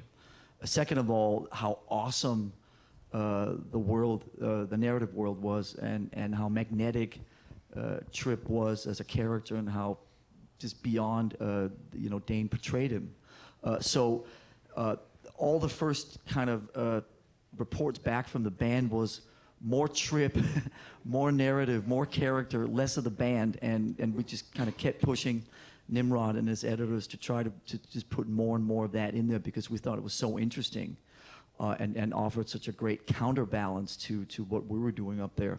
The interesting thing happened is after a couple of months of more Trip, literally they ran out of footage. This is the first movie where every single frame that was shot in that world is actually used. There's not one fucking DVD extra in there anywhere. It's all used. It's actually, Dane was locked away on Spider-Man for a good couple, 6 months in the spring, but we managed to wrestle one day out of them in April, and actually got a couple, 6 more scenes out for more Trip, because those were the marching orders: more Trip, Nimród, more Trip. So Sony was gracious enough to let us borrow him for 12 hours, and and so we've maxed it out, and we're just so psyched that the two blended so well together, and how they offer this kind of cool counterbalances to each other. Next question. Of all the songs and all the titles, and I do love the song, but why Through the Never? It's nice and vague. Through the never. I mean, it could mean multiple things. And what would sum up? How do you describe that? How do you describe what you just saw? I don't know. We had a couple of different ideas. I mean, there was a working title, and then we wanted to tie it into us and a song somehow. So that was the one that popped up. And yes, you're right. The song "Through the Never" is not in the movie. Points for you. We mined our catalog for the most ambiguous title possible, to fit with the most ambiguous movie possible. Okay, next question. Hi, thank you so much. So I wanted to ask you, the director, what was the hardest thing to let go of from what you originally had written? And for the band, how does this compare to making a music video, just a short, one-song video? There was lots of different challenges that I had throughout the film, but editing was certainly the hardest. After we had captured all the concerts, we had a total of 30 cameras to choose from. And anybody who's been in the editing room knows that even like picking between two can be daunting. So when you got 30 to deal with, that's quite a task. There was also something that the band had challenged the team with, and that was, what you ended up seeing, and we had no point of reference. Often you can say, remember that really cool thing that Deckard did in Blade Runner? And then you can go, oh yeah, and then you have a sense of, you can start communicating. But with this, it was just so far out there that we really didn't know if we were on the right track or not. Editing lasted way longer than most features, actually anything I've ever worked on. We had an editor who started with us and did a really great job, and at one point, we realized we needed some more help, and a wonderful gentleman called Joe Hutching came in and really helped us take it all the way. And, to answer your question, though, I think the most difficult part in the editing process was this consistent reminder of, I don't want to disappoint them. And no, it's an all kind of moment, but listen, it's true. When you get micromanaged by studios, and this is something the suits will never understand, at one point you go, well, you know what, man, fuck it, you do it. And with this, I had 4 guys who I not only super admire as artists, but I grew to really, really love as human beings. And I was just like, man, I just don't want them to be bummed out. I don't want them to be sitting somewhere and going, dude, Nimród fucked up. So that was the biggest emotional hurdle that I had to get over, If I can add to that, the great thing about Nimród is he's really fearless, and Metallica is a band that obviously takes chances. I mean, I think about the time we took on 3 gigs in Paris in the middle of summer, and in one day. In one day, okay. I mean, it was crazy. Hottest summer in Paris. Yeah, hottest summer in Paris. And there was a strike. So we were in a traffic jam for about 3 hours per gig. And Nimród has that same vigor, I mean, he's so fearless.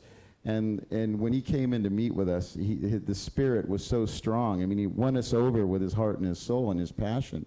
And just like us, we're always sort of at the edge of our seat. Everything about being in Metallica is like, like Lars says, there's no parachute. I mean, just kind of jump in the water and swim. And Nimród had that same passion and desire. We just heard it. Yeah, we did. You're just as crazy as us, man. We love you. That's great. And I remember, I think I read somewhere, James, you said that, you hire an artist because of their work and you love it, and why wouldn't you let them do anything else? And I think that's great because you worked for 4 incredible artists who do take chances, and I always picture you guys like coming up to like a chasm or a void and looking at each other and go, let's jump. Yeah, there was a lot of jumping, a lot of jumping involved. And I also just want to give a shout out to Mark Ryder and Tony D and Peter and Cliff, all the gentlemen at Q Prime who also took the journey with us, and they've been a support. And Charlotte Huggins, of course, our producer.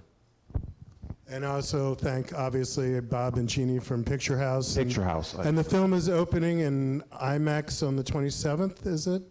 And on There's theaters. a full week in every IMAX theater in North America, and then goes a big word I've learned, wide. It goes wide October 4th. Okay. So I want to thank you guys again for just giving us this gift, and hope to see you and welcome you back at the Rafael again. And also, Mark, thank you so much for having us. It's so cool to be sitting up here on the stage. First in, last out, motherfuckers. All right, thank you. Thank you. Thank you. Thanks.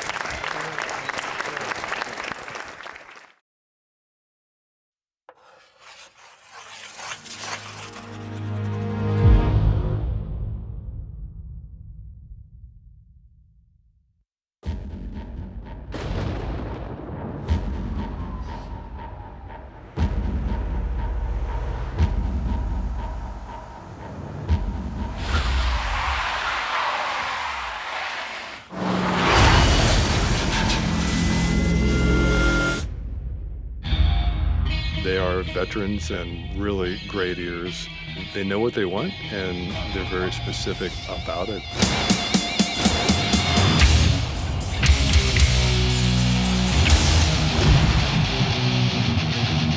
And with such a wide fan base, they know what their fans are looking for.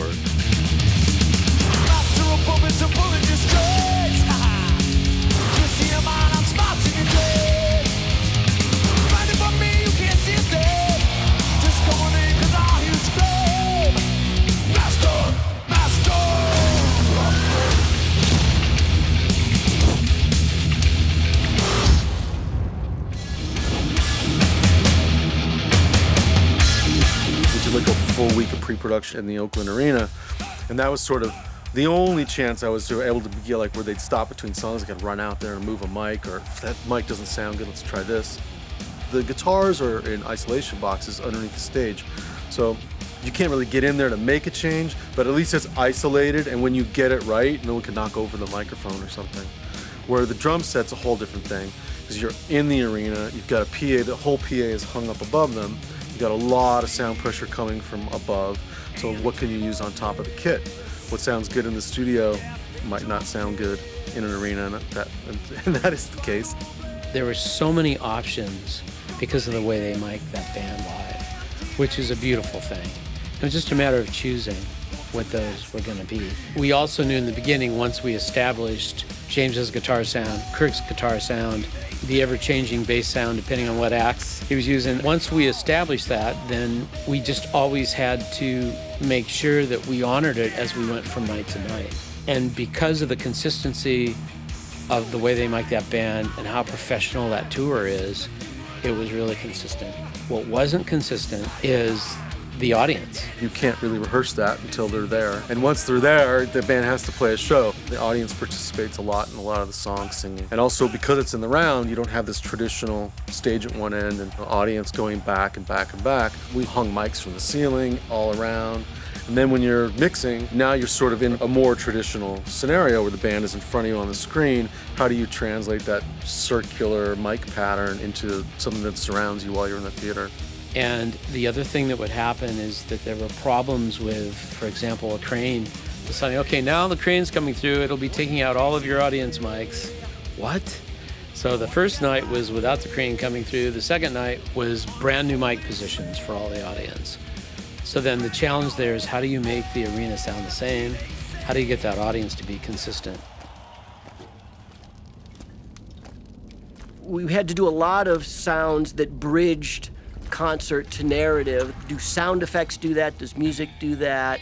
You know, what were those transitional elements? So part of my job was to create sonic transitions. And the beautiful part of going to the narrative was the movie would shift gears.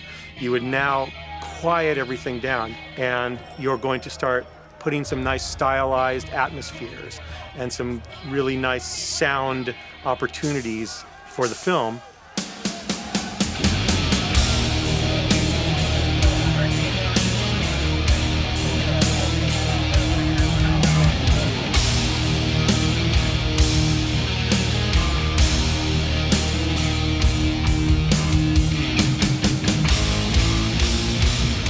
By the time it arrived to my desk, it was about 128 channels of things that were broken down, which is kind of remarkable when you think it's a four-piece band. and how wide can it be? I had several 5/0 tracks, several 4/0 tracks, several 3/0 tracks, multiple ambience tracks.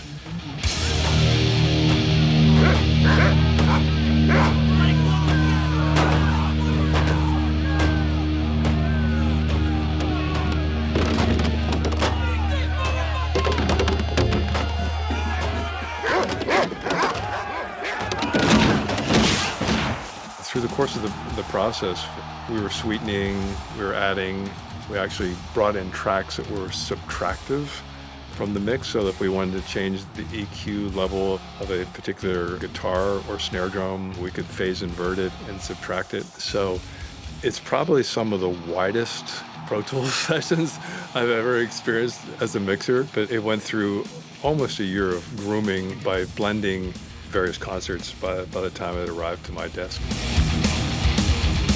We started with the 7.1, and that was the benchmark.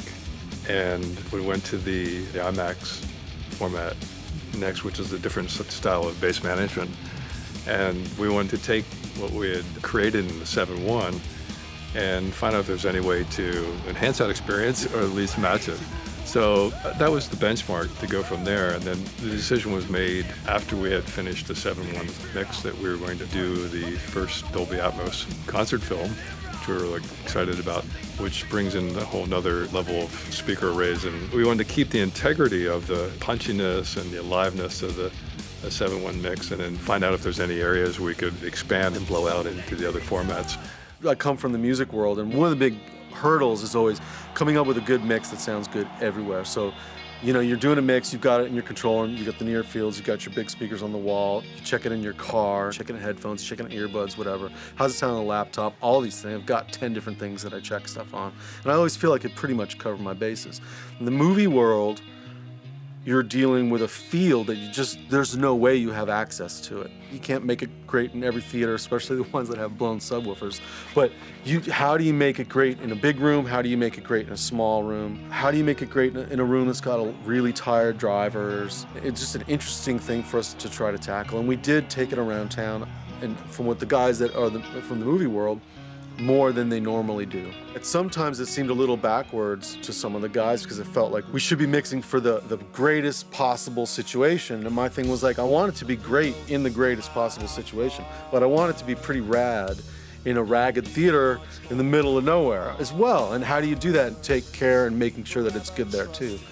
And that was an interesting challenge to figure out how to do that. I can honestly say I took on a whole nother level of ear training, listening to detail in this process, and sort of looking back, I can look at a learning curve of things that I might have overlooked, really in the process of deconstructing this and really focusing and tuning in and being aware and experimenting with just the most subtle changes of level balances or EQs. What a dramatic difference it made to this particular material. It was a fun experience to really find that lock that really made it work. For me, it's always very satisfying when the band, directors, anybody that we work for are satisfied with what they're hearing and they're happy and they're complimentary and they walk away loving what they heard, saying, hey, that sounded great. That always makes us feel good because we care so much about sound. We're very passionate about it. And we have a way that we want to hear things. And if somebody else hears it the same way we do and it sounds great and everybody's loving it, that's a touchdown. They're just really talented guys. It's a great combination of skills because each guy has something a little bit different about them, what they're really, really good at, and it's a puzzle that fits together really well. They're really going to feel like they're there in the front rows of a rocking concert, especially with the big picture, because it rocks and feels good.